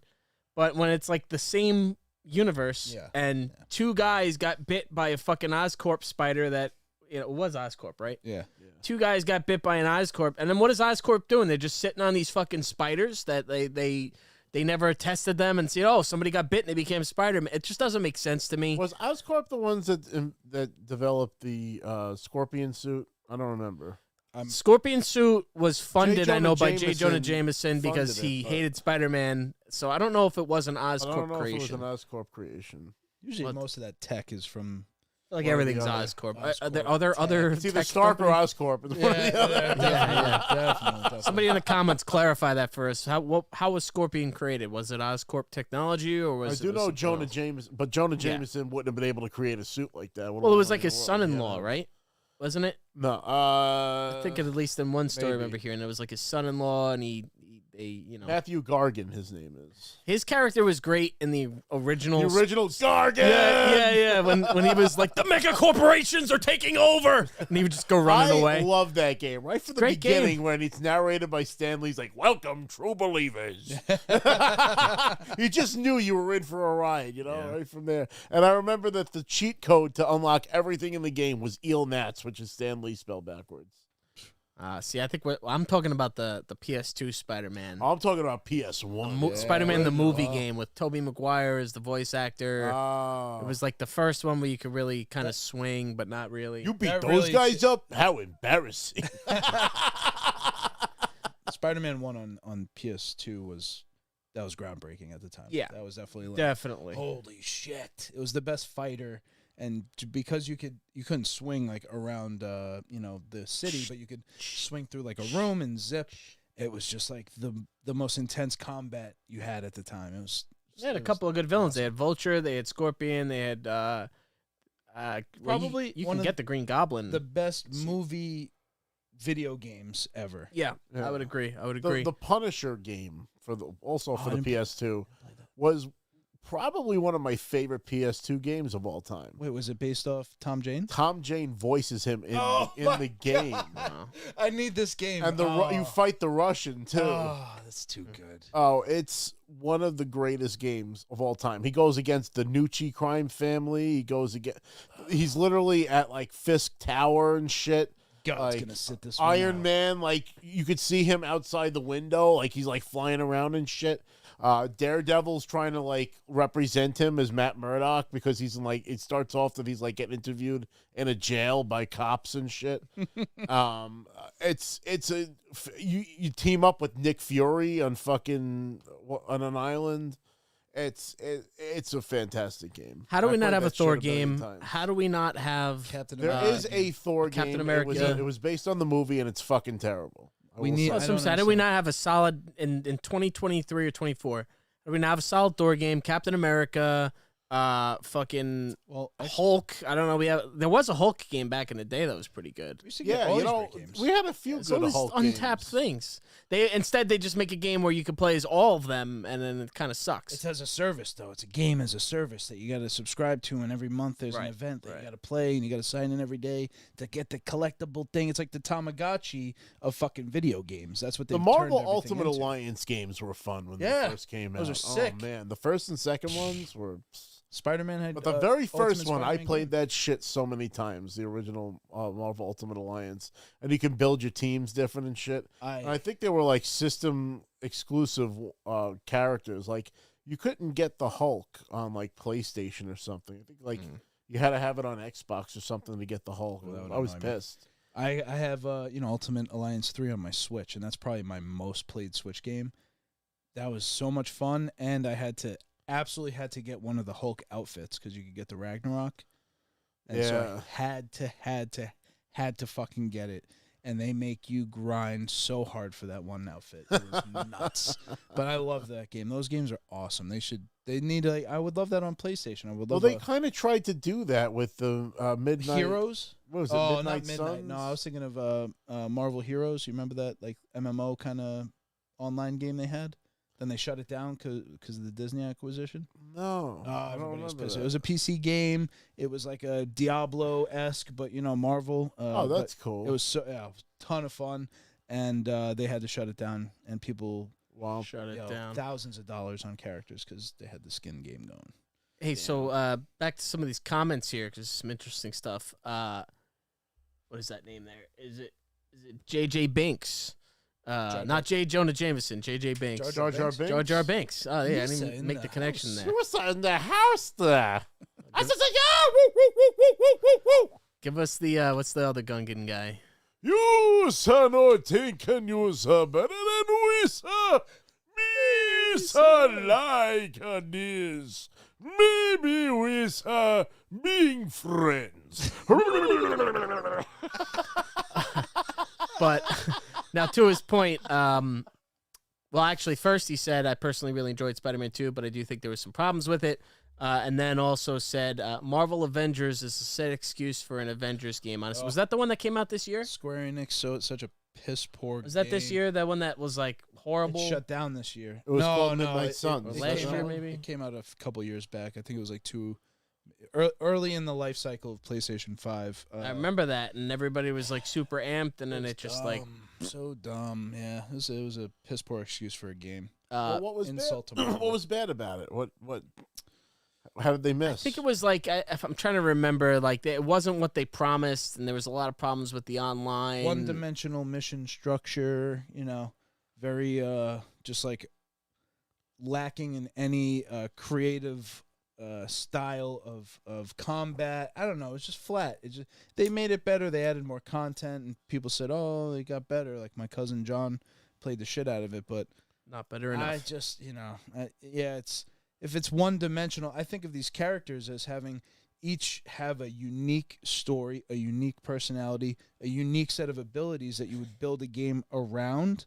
Versus trying to fit them all into one game. Like the Avengers game? Everything flat. Everything is flat, and it's just not worth it's not worth playing as each character because you don't really give a shit. Yeah. Whereas when you play a Hulk game, I always thought Captain America would be a great game to play because you have the shield, but he also uses guns. He would have that parkour. Make it a fucking World War II game. Yeah, right.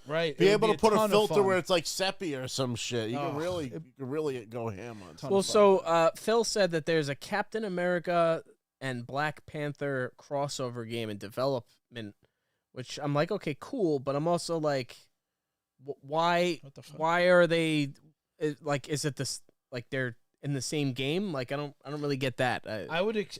Yeah. Listen, it's interesting because I'm tired of you playing as two characters. Give me one fucking character that I could play as. I would only like it if it was more like what was that game? It Takes Two.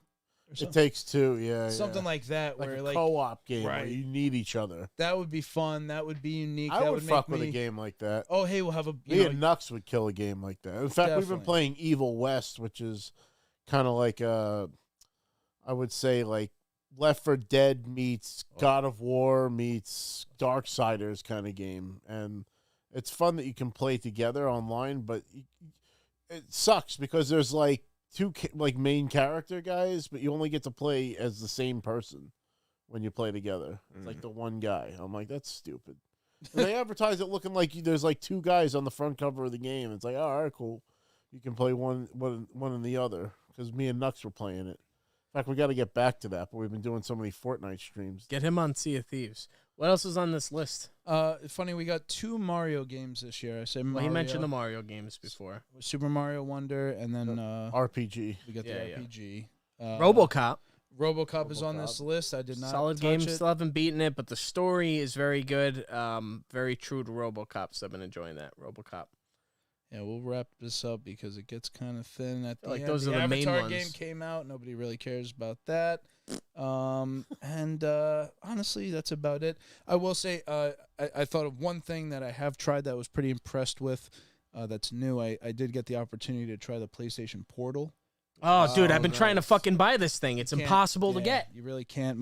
These fucking scalpers is what it is. It's scalpers that think it's like a new system, so they're all buying it, and then they're trying to sell it for $500, and nobody's gonna fucking buy it for that much. It's dumb. I would love to have that. You can play. It's like it's got. You know what he's talking about? The PlayStation Portal. So it's like a large screen, like with the controller split. Yeah, man. And I could just play. I could play in bed if I want to, man. I really want play it taking a shit. It definitely had the PlayStation in your hands feel. That's the best way I could describe it.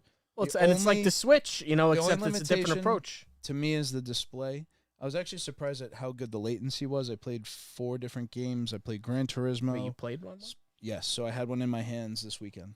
Oh, how'd you do that? Because Sam's brother-in-law had one. He brought one over during Christmas. It was his gift. So he's like, check this out. So, yeah, I have a picture on here Not of too it. much latency? No, we were remote, too. So his system was at home, off a little bit. And we were at the house, different house. And I was playing Gran Turismo, which, racing game.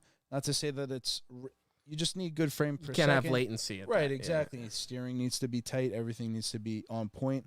I felt like there was a PlayStation in my hands. I was like, wow, this is definitely impressive for something that's using only remote play. There's no native play. You don't install games to it. The only setback is the display because it's a 1080p, Yeah, but it's so small that it, that doesn't matter. It's not even the resolution necessarily. It's the ghosting. Like, because now using OLED and playing on the LG, I can see the aliasing or whatever you call it. I can see that kind of blur that shouldn't be there or that we don't experience anymore. So I would say that's just a really, again, nitpicky kind of thing for $200. Yeah, to be able to play remote, play in bed, jump on a game, get, especially some of the games that require daily activity or you got to jump on, do something quick. What's the experience with, like, say, leaping from the remote to the system? Like, can you just jump between? Oh, that's smooth. I mean, they already just have that with the app on your phone. It's very smooth. Yep. It's pretty much like when you turn it on, it thinks it's like a new controller, and it'll say who's using this, and you choose your profile, and that's it. Okay. You would just literally put your system to sleep if you were playing on it, and then pick up the portal and boot it back up technically, but remotely, and you'd be playing on the portal. Oh. Yeah, like if you had downloaded the PlayStation app on your phone and you open it up now, it'll turn on your PlayStation and you'll be able to play, but it's on your phone, it's touchscreen. I just saw that PlayStation because I was on the PlayStation menu today. I think today or actually maybe like on the 20th or something, they just came out with wireless earbuds made by PlayStation. Oh, wow. Yes. Those are probably like fucking cheapo. I don't. I'm whenever they saying, make those, it's like, imagine like the real sleek. You just got your portal and the wireless earbuds. Some headphones. It's definitely a nice portable option. It's a smart move. To answer from the dungeon, it does require Wi-Fi, right? Or Bluetooth. I'm sure Wi-Fi and Bluetooth. You have to be, so it's recommended first that your system at home is hardlined. Right. To get the best upload speeds, you really want it hardlined. And yeah, of course you need Wi-Fi. You do require an internet connection to link to your remote PlayStation, but you don't need to be in your house to play it. That was one thing I wasn't sure about at first. When I heard the announcement, it wasn't clear that it was like, take this anywhere and play your system. You just need a good connection. As long as you have a reasonably good internet, I feel like places like hotels wouldn't live up to it. Airbnbs you may struggle depending on because they're not going to work the way that you want it to when you need it to. I hope that it would, but it's not as reliable as a Switch because of the native abilities. But for $200, they're not asking for 4 or 5, 3, 4. Yeah, you could get it just for fun, just to have it. I can bring it to your house or something and play games and shit and be on my own PlayStation. GTA LAN party. That's funny. GTA LAN party. We're bringing back the LAN. Yeah. Oh my God, I didn't think of that. That's funny. That'll be fun. We could finally play together. So that's really it for games for 2023. I mean, yeah, I feel like there was something we got that we're Alan missing. Wake. A lot of games we all didn't play. The Avatar game. Persona 5. You play that? Nope. Well, there was a comment there was in here. The new Street Fighter. Street Fighter and Mortal Kombat, yes. Mortal Kombat. Which is a shame Joe's not here because Joe could go on his Mortal Kombat rant. I saw Street Fighter was on sale, to Rob's point earlier. I did scoop it. It's about $20 off, something like that. I was thinking of getting it just for fun. I did get it. I love Street Fighter. I'm not a Street Fighter head like Joe is, but I'll fuck around with some Street Fighter. I always like Guile and Blanka. Those are my two favorites. Hadouken. Like electrocute the fuck out of people. What does Joe always say? Tiger, uppercut. He cracks me up when he does that shit, dude. Tiger. Sonic, boom. M. Bison wins. So funny. Those are great games. Yeah, it's... And the graphics look like sick from and they're doing a crossover with anime in February. They're bringing the Spy Family character Yor. They have an animated fight sequence between her and Chun-Li, which I thought was really cool because I've actually been watching Spy Family and she's a great character. She's a badass assassin that it's fucking sick. And she's fighting Chun-Li, so they're going to be doing that crossover coming February. So they got some stuff coming up. And they got the Ninja Turtle skins, too. Well, turtle skins. I know where... Oh, go ahead.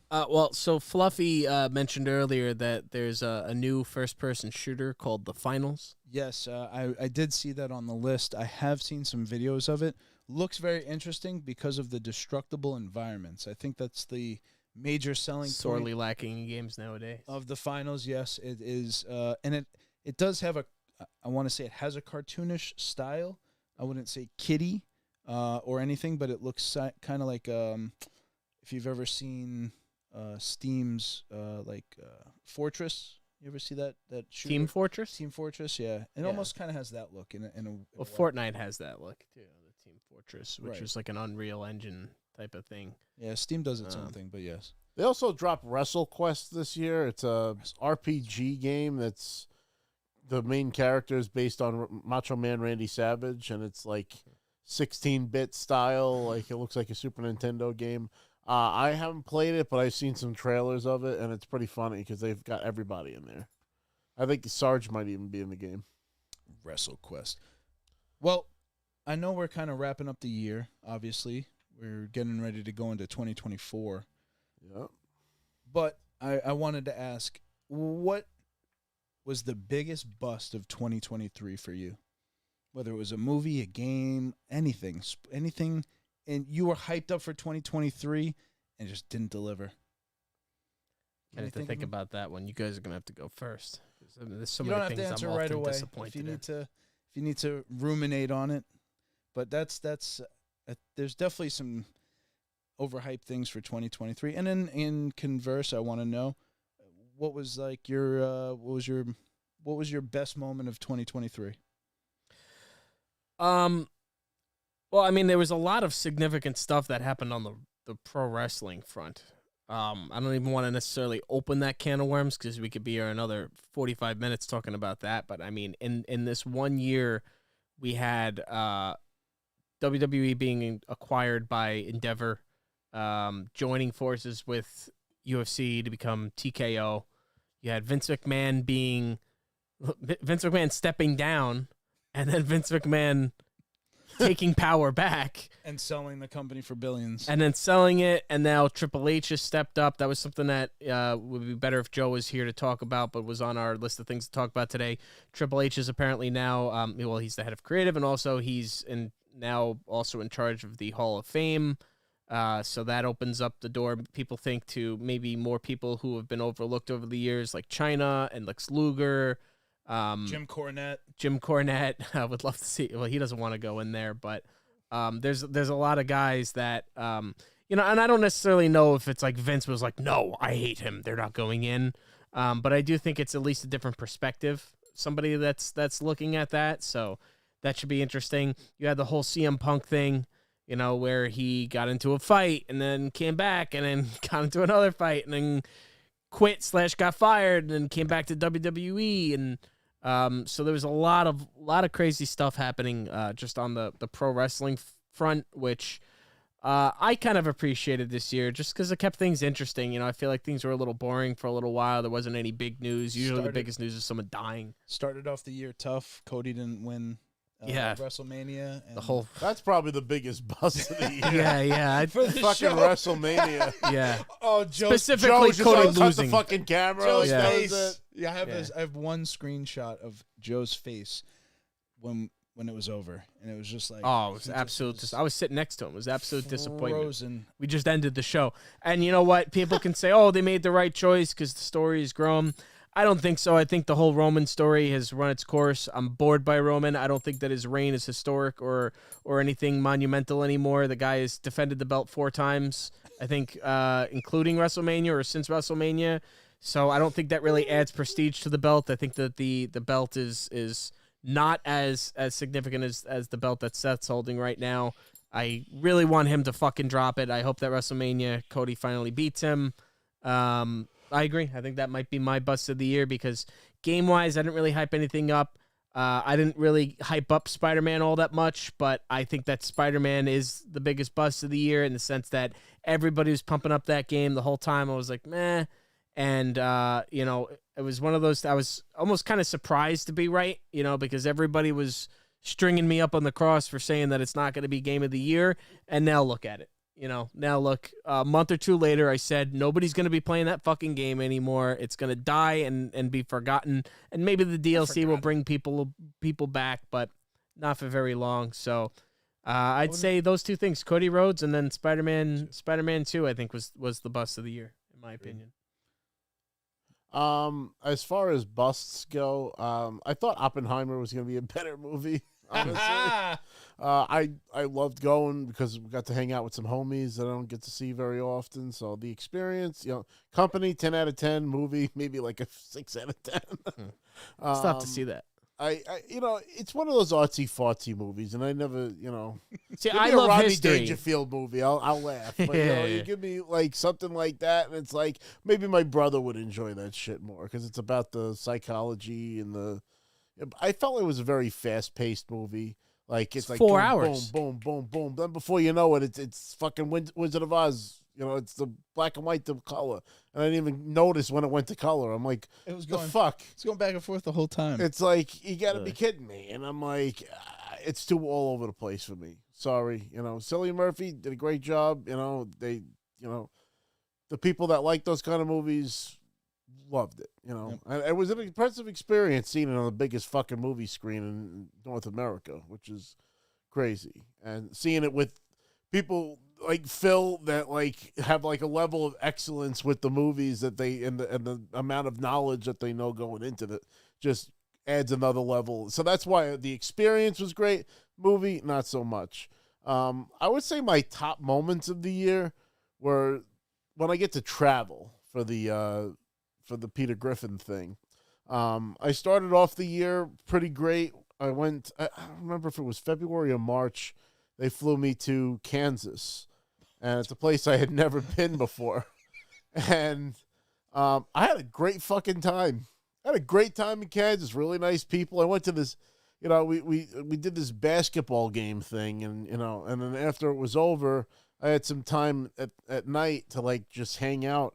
And there was this like cowboy themed dive bar, like literally around the corner from the Airbnb I was staying at. And I met all these nice people, had a great time. And then fast forward to August, they had me for the Texas convention, which was a lot of fun, for the anime convention out there, and the RGV Super Anime Fest. And I got to hang out with Steve Bloom, which was really cool. I shot the Toonami promo with him, which was really sick, and he posted on his Instagram. I signed up for his voice acting class again. I almost did. On Black Friday, it was like half We're the gonna price. sit down one day, Chris, and we're gonna watch it together. Be fun. You take some time. We'll study. We'll get better at voice acting, and then we'll quit our jobs and become voice actors. Yeah, that'll be the day. I just have to comment because Yao is here in the comments saying he defended his title like 27 times. Chris, what are you even talking about? That's not true. He defended it like 4 times in the past year, maybe 27 times total over the fucking 4 years that he's had the belt.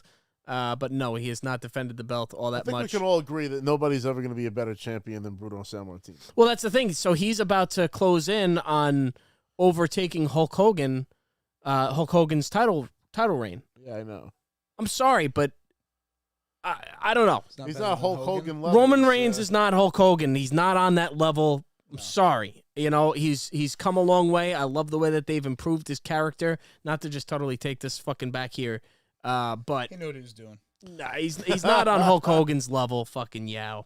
Doesn't work for me, brother. Doesn't work for me, yeah.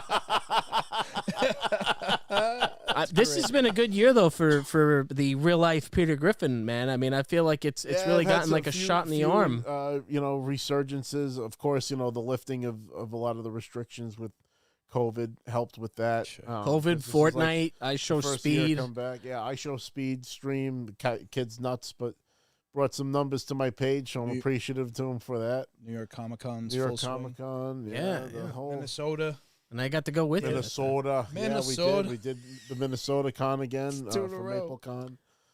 Can I? You know what? I had that guy in the sports store dying with the Jesse the Body Ventura. Oh yeah, he's loving that. That's so funny. The body Ventura. Where was he doing tricep? I was doing tricep extensions in the Gulf of Tonga. I was a frogman, Chris. So were you. Some of the comments now were saying that they watched a stream where you played against I Show Speed and beat him in a 1v1. Yeah. I did. I actually did. Yeah. I don't know how hard he was trying. He was just like building like he was just. I tell you now what he was doing. Now I give him a run for his money. Now I'll tell you that for sure. Yeah, I've been playing that shit hot and heavy for like the last few weeks. I've been getting all my practice time in. I'm getting pretty good. Fuck that game. I wanted to say, actually, one of my slight disappointments for the year, and this is going to, I think, surprise both of you guys. Ahsoka. Really? Now that some time has passed, I love that Thrawn is now part of the canon. He grew on me. He got better as time went on, but I don't know. I still wanted to see a little something different with Thrawn. Well, you have to realize that the show is called Ahsoka, and you just said yourself about splitting the stories between two people and like suffering. Thrawn needs his own story. Thrawn can't be overshadowed by even Ahsoka. Right. Thrawn needs his own. I mean, even as a villain, show. the main villain, kind of like the original books that we read. I don't know. I feel like the actor was a little too old. Show. Give us an Heir to the Empire. Yeah, and I think this is the closest that we're ever going to get. I'm sure at some point we'll get a Thrawn Origins, then I'll have some young, sexy, ripped actor with fucking And I will say that I'm playing getting Thrawn through, or something. I'm getting through the stories with the audiobooks. I have 40 minutes left to Spectre of the Past, which is the first of the 2 books that come after the original Thrawn trilogy. So right. I've crushed like 20 books this year on audiobooks. Yeah, you got through a lot of audiobooks. Got through you did the Palpatine books, the Plagueis book. I did the Darth Plagueis book. That was the very first one that I listened to. Then I listened Looking to Shore up our alliances. Damask Holdings. Damask Holdings. But I listened to the new Thrawn trilogy, the Ahsoka book, the full Lord of the Rings with the Hobbit, and then the old Thrawn trilogy, and I would say it's a wrap for this year because I'm going to finish it probably tomorrow. Is Spectre of the Past, so I'll just have Vision of the Future, and then that completes the old Timothy Zahn books. Then I think I'm going to go back and listen to the Thrawn Ascendancy book. Yeah, the prequels, yeah. Because there's 3 books with that I've already Vanto. scooped. I also scooped the David Goggins book, so I think I might actually take a break from Star Wars after I finish Vision of the Future and listen to the David Goggins book, because I need a kick in the ass for sure. There you go. That's the right kick in the ass. He'll do it. He'll do it. You know what? So, who's going to carry the boats? 2023, what Star Wars did we get apart from Ahsoka? Did we have Mando in 2023? No, well, I thought we had we got a new Star Wars Visions, which was the Andor. The little did we get Andor this year? That's right. I have to look it up. I don't know when Andor came out. I didn't finish Andor. So there was no Mando and there was no Boba in 2023? No Boba, no Mando. They had the Star Wars Visions is like the like anime style Star Wars ones. Like each episode has a different animation style, and it's just like a single one-off story. Anthology We did type get of thing. Mando this year. Mando? I feel like it wasn't that long since we had any Mando. I mean, was he in Ahsoka at all? Did he make an appearance in Ahsoka? Mando was March 1st, 2023 to April 19th, 2023. Wow. And then when was Time Ahsoka? is just not going. It's a blur, through, man. it's I not. just don't know when shit happened. But. Which, I mean, this most recent season of Mando was pretty good, I'm pretty sure. Oh, yeah. Enjoyed the shit out of that. I love that. That's probably my favorite Star Wars show of the shows. Yeah, I'm very much enjoying going back it. to Norse mythology, I don't know if we mentioned this on the show, but Balin Skull and Shin Hati are actually based on the wolves, Hati and Skull, which are that the was 2 their last name? wolves that are in I can't. God of War. They're the ones that chase the sun and the moon, and that's the pets essentially of the dark side guy, just like the owl is with the light side girl with the Force people in Clone Wars. So I have the feeling that's how they're kind of tied to the dark side. I feel like through those people. Biggest problems in A little nod to Norse mythology. in the like Ahsoka was that it was like such a direct continuation of Rebels, and also left open ended. It's just like, oh, we're starting a whole new journey here. Which is great. You know, there's more 6 stories to be episodes. told with those characters. You know, we all expected absolutely. Ezra to come back eventually. Absolutely. Or we could just let him disappear and stay disappeared. They didn't create that character for that, you know? No, Thrawn has returned, and they are trapped where they are. You know, that's where it ended. It's pretty much like, oh, okay, so now what? Thrawn's back, but so is Ezra. You know, Ahsoka's gone, so is Sabine. You know, but then so is Balin Skull and Shin Hati. They're all on that planet together. They're gonna have their own battle of the Force, I'm sure, over there, and I'm sure we'll see more Jedi training for Sabine. She was the standout character for me, Shin. But that's the beauty of the Rebels. Rebels was like Disney's first shot at creating their own characters that they can make their own stories for. Because Rebels was made by Disney for the Disney-verse, as opposed to the Clone Wars, which already existed, made by Dave Filoni. And I think that's why we're able to get so many rich stories. Like, when you think about what are our favorite moments in these shows, it's when they created a new character that's not going to fuck up some nostalgic character like Boba Fett that's never going to live up to the expectations that people had for him. I love Boba Fett. I thought they did a great job of Boba Fett. I think Mandalorian can do anything because they made the Mandalorian. They get to decide what the Mandalorian does. Sure. And it's not like, well, we fucked up Han Solo and Princess Leia. We deviated these stories so much that they're unrecognizable characters now. This is a new character, so they get to dictate that. And I think they have the freedom to tell the kind of stories that they want to, because it's very dangerous. It's like playing with fire when you have the original characters in there, because people see them as their family members, their best friends, their nostalgia. They think of their families, and it's like people take it so seriously when those characters come on screen that they almost can't tell a story because they're afraid of fucking it up. Right. And they kind of fumbled the ball anyway, and they saw what those movies did to Disney Star Wars, and they almost fucking lost it until something like The Mandalorian came out, where it's a fresh story and a familiar universe that's just close enough that it feels like Star Wars, but they can go into whatever direction they want. Well, we saw the reception to when Luke, chucks the lightsaber, or when Leia, floats to the vacuum of space, and then even some people complained about, how Luke died, how he created that avatar. When they come up with projection and shit. It's when they try to do new things with old characters, people do not receive that very well. Whereas if they introduce these powers with some of these newer characters, people might not have cared as much. I mean, even the I thought it was really cool, but when fucking what's his name, Kylo Ren, like when he passes the saber to Rey like through the Force. I thought that was pretty fucking cool. I thought it was something new and different. The choreography and stuff was great. I mean, the filming of it looked, fantastic, because it was a modern created movie, but it's just the stories and I guess you felt connected to the characters in the original Star Wars movies because they didn't belong together, but they made it work. And they had very outstanding personalities. Like, Luke is a hopeful knight. So, you know what I mean? He's a squire that's looking to become farm boy. He's a good old boy. And he's and then he finds himself thrusted into this situation where all of a sudden he's important when he wasn't his entire life. Han Solo, who is a guy that lived on his own, finding a family to take him in. You know what I mean?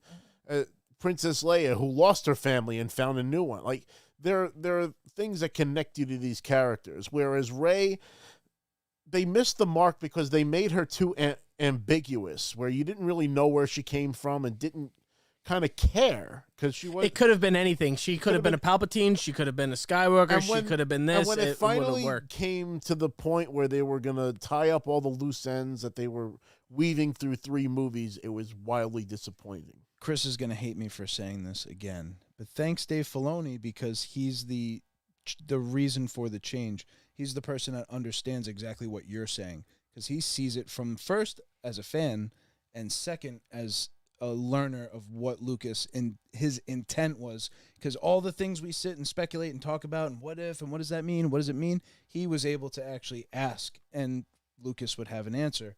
So he understands these things, and it does communicate well in the stories that he's doing telling. a good job. I don't dislike him. It was a point where it was every day I heard Filoni's name 6 times, it's one of those names that if you hear, it's like baloney, baloney, baloney.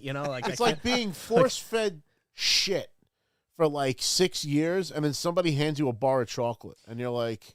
And the whole time there was Clone Wars and Rebels. You know what I mean? Rebels was happening under the radar with Disney, while those movies were happening. Yeah. But it was just that they did not trust or empower him. That's like eating a TV dinner, and it's like, all right, well, they're being force-fed this, but I'm looking forward to that brownie that they came with. Too, you know what I mean? Because the Rebels was the little brownie. You know what I mean? It's like, well, I haven't had one in so long, and now that you're saying it, I'm like, oh shit, I remember those. Gross, fucking gross. Yeah, they were good though too in their own way. Those little brownies, you know, that was like the savior of the whole thing. Yeah, it was like straight fudge. I know we could riff on Star Wars all night, but I would like to give my biggest busts of the year and things I enjoyed the most. And I don't even think this one's not my bust, but it's my observation of one. So similar to Chris's Spider-Man 2, I would say personally, Spider-Man 2 is probably up there. If I was to put something on the list of something I was really, really hyped for that just didn't deliver, Spider-Man 2 is probably making that bust list. But this one's for Joe, and it's Aaron Rodgers coming to the Jets. Oh. It has to be fair. the biggest bust of 2023. Yeah, he was a bust for us, every too, for Christ's sake. Fucking level. It was obnoxious to hear about. It was an obnoxious level of, we're going to win the Super Bowl without playing a game, and it's one of the most obvious lessons of don't get over your skis. But it was 10 minutes into the first game, right? It wasn't even 3 plays. It's so Jeff. It was so on brand. So immediate that it was just so like Jets. So yeah, that had to be for everybody, even for any fan of sport, the biggest, just the worst. It was the worst. Hype was there, and I blame the Jets. The Jets are like, how do we top the butt fumble? I really blame the Jets for that. But yeah, it's funny too because when that happened, and I know I wasn't the only one. I immediately was like, oh, Vin, poor Vin. I was like, he's gonna, and like you're attached to that because of your love for Green Bay and your love for Aaron Rodgers. It was like, when that happened, that was my first thought was, fucking poor Vin. He's gonna be fucking upset about that. I said, don't get him hurt. That was my words when they fucking. I can't, Well, hey, I don't control the fucking O-line that doesn't exist. No, Jets, I know. So my favorite thing of 2023 then has to be going to Green Bay and visiting Lambeau Field. Yeah, because that was a lifetime, all-time amazing trip. Thanks to my mom. Thanks, Mom. It was everything it could have been and more, everything I ever thought it would be and more. It was my Disneyland, my Disney World. I think I have something that tops it. We don't normally talk too much about personal life, but Vin also, you started a new job this year. Well, yeah, that's free that's of definitely the purgatory and the chains that he was in, and he got into a new job. I was just discussing that this weekend, as a matter of fact. Yeah, so thank you very much for that, Chris. That's a credit to Chris's recommendation there. Starting the new job, big one. And I'll put, this is more to the show, the Grand Theft Auto 6 trailer. Oh, yeah, that's the biggest thing of the year, I think. Biggest. Did we have House of the Dragon this year? Was that this year, 2023, or was that 22? I think that was last year. Really? Yeah. Somebody look that up and confirm. Dungeon, let us know, please. I swear, because I'm thinking of the... I feel like it wasn't that long ago. I'm thinking of the Negroni, You remember the little internet clip that was going around? Negroni, Spagliato, with Prosecco in it. Ooh, stunning. What does that have to do with... Because it's the two girls. It's... Rhaenyra. Rhaenyra's interviewing. Oh. And it's like for Vanity Fair, whatever. And it ended up going viral. Ellie Hilcock, what was her name? No, it wasn't Millie. Millie Alcock, that was it. I mixed it up. Ellie Milcock, Millie Alcock, whatever. No, Joe loves her. 2022. It was a 2022. Wow. Yeah. Wow. Well, so hey, 2024 though, we already got the trailer for House of the Dragon. Not to cut the GTA discussion. Totally short. fucking stepped on my G. I know. Grand Theft Auto 6 is the best thing to happen all year. GTA 6 is How is that not the best thing to happen? It is the best thing to happen all year. You're right. I'm upset with myself that I even forgot about it. Just that Tom Petty song. We were blasting that. I was blasting that for driving home from New Hampshire today, blasting it. Hell yeah. I think too with long road. wins of the year. Our show here, our channel has really grown a lot this past year. We're getting new people tuning in. Appreciate you guys. I want to give an honorable mention to the Airbnb that we stayed in Minnesota because, damn, that place was swanky. That was top. That kitchen looked like it could have been on an episode of Bobby Flay. Yeah, Wow. you definitely could have wow. had. Wowed by the place. This guy's favorite cook, he wouldn't have been mad either. I can't think of it. Gordon Ramsay wouldn't have been. Gordon Ramsay would have utilized that kitchen to its fullest. Definitely. Oh my God, love Gordon Ramsay. That was a fun trip. Something like That's I don't high know, on the cathartic about him yelling at other people just makes you feel better about your life. Especially stupid assholes. I love when they do like the YouTube poop videos where like he's like he's talking to the girl, like the young girl, and he's like being like soothing and comforting, and then like he goes to eat it, he's like, it's fucking shit. He's an honest person, that's for sure. But it's not true. It's not like they just cut like another clip This of isn't fucking Gordon Ramsay. This is fucking shit. This is unclean. You see this? I can't eat this. People eat. Where are your standards? You've given it up.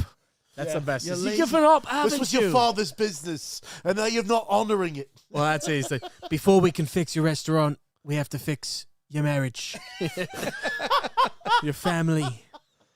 He's the best. And actually, Kitchen Nightmares came back this year too. Did it? I haven't watched any of it, but I'm going to. I love Kitchen Nightmares. He did an episode on Long Island. He did. Yeah. I think one of the first ones. Actually, the first episode of Kitchen Nightmares was right in Babylon Village. Yeah, exactly. It was Peter's. Yeah. Now it's the Post Office Cafe. Exactly.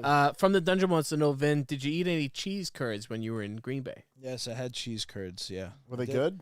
It's all right. You know, like mozzarella just sticks fried almost, right? Yeah, it's just like fried cheese in a way. It's not like. But it's Fried Wisconsin cheese. cheese. That's what they're fucking. That's what they are. Wisconsin. I had a great steak there. That guarantee came from the dairy farm over there.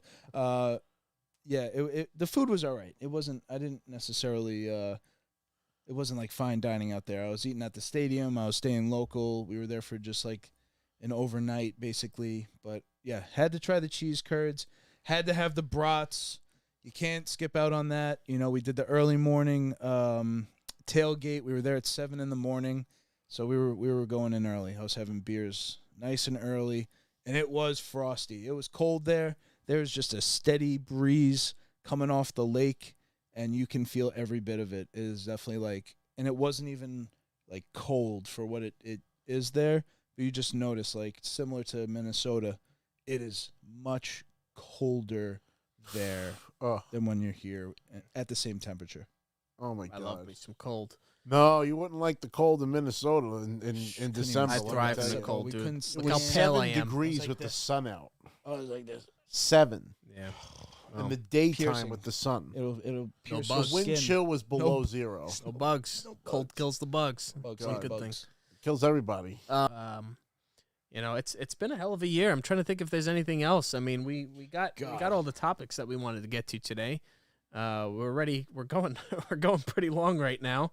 Freaking sweet. But honestly, again, just thank you for everybody that tunes in, continues to tune in. Thank you to all the new subscribers. I mean, it's been great seeing those numbers go up because it makes us feel proud of what we're doing and stuff. We of course love to get together weekly, but it's nice to know that our efforts are going somewhere. And it's the comments. I'll laugh. It's the comments. They make me laugh every time. Oh, live comments on the channel. Going live is the greatest decision we ever made with the show. Yeah, Hands down. I mean, you could see throughout the show here we'll do it in post. Yeah, let's do everything in post. We've had a lot of you guys in the comments correcting us or helping clarify, just filling in the gaps. So it really helps the show. We appreciate you guys, especially our day oneers like Phil and Tricky Ricky and From the Dungeon and Hells and Adam and fucking Rocket Boy and all the people that are gonna be upset that I didn't mention them. Yeah, yeah. Even the real Jacob that left us after the real Jacob. episode. He got upset. Yeah, he got upset that we were. We yell at each other sometimes, but if we were all just sitting here talking about the weather, it would be a boring show. So fuck out of here. Happy New Year to all you fucking guys, and probably the 1% of the female demographic that we capture. Biggest failure. Yeah. Well, we'll one day, but we have some things to look forward to for the next year. Yes. We're gonna have guests on the show. Matt Hill. I don't remember the date that we have. It's gonna be January 19th. So mark it on your calendar, folks. We're gonna be having the voice of Ed from Ed, Ed and Eddie, Matt Hill, as One a of the virtual Eds. guest. Wow. He is a sweetheart of a man. Got to meet him at Long Island Tropicon with two friends, Anya and Marina. To shout out to them, but he's such a nice guy, and we'll have Anya in Anya studio for that because she's the ultimate Ed fangirl. So she'll have the questions to ask him that are valid. But we're also gonna try to work on having Carrie Means on the show. Yeah. The Frylock. voice of Frylock from Aqua Teen Hunger Force. Very good friend of mine. Super, super nice guy as well. More toy hunts, more game streams.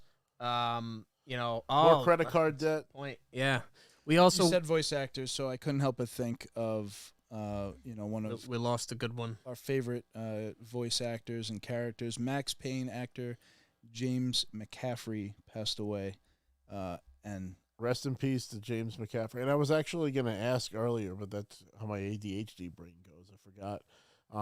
Do you think we'll ever get another Max Payne now that he's gone? yes, I do kind of wonder because he was also I believe the motion capture, like his face, like he is the looked guy. like he's the guy. he's the guy. At least since 2 or 3. Yeah. I think so. I think it's going to be tough shoes to fill, because he was so good at playing Max Payne. We still quote that game, all these years later, Little Joe. So we definitely lost a big one there. Who else did we lose this year? We lost a couple people. Oh yeah, I mean, Spurt Young, who was Paulian, Rocky, Ray Stevenson. Ray Stevenson, yeah, the guy who plays Bill and Scroll. Ray Stevenson, yeah. I feel like there's like a whole list of people. I don't want to end on a down. No, we would be remiss to try to do it. But you brought it up, and I was like, I can't help but bring this up. I'm sorry. that was a tough one. But guys, thank you so much for tuning in with us. This has been another year of the Break Room Podcast. We'll be back in 2024 with more shenanigans. But we love you guys. Thank you so much for tuning in. Be sure to hit that subscribe button. And please tell your friends to tune in as well. The growth of the channel just means we get to keep doing what we love to do. Even more so. This has been the Break Room Podcast. Happy New Year, Snoochie Boochies, and may the force be with you.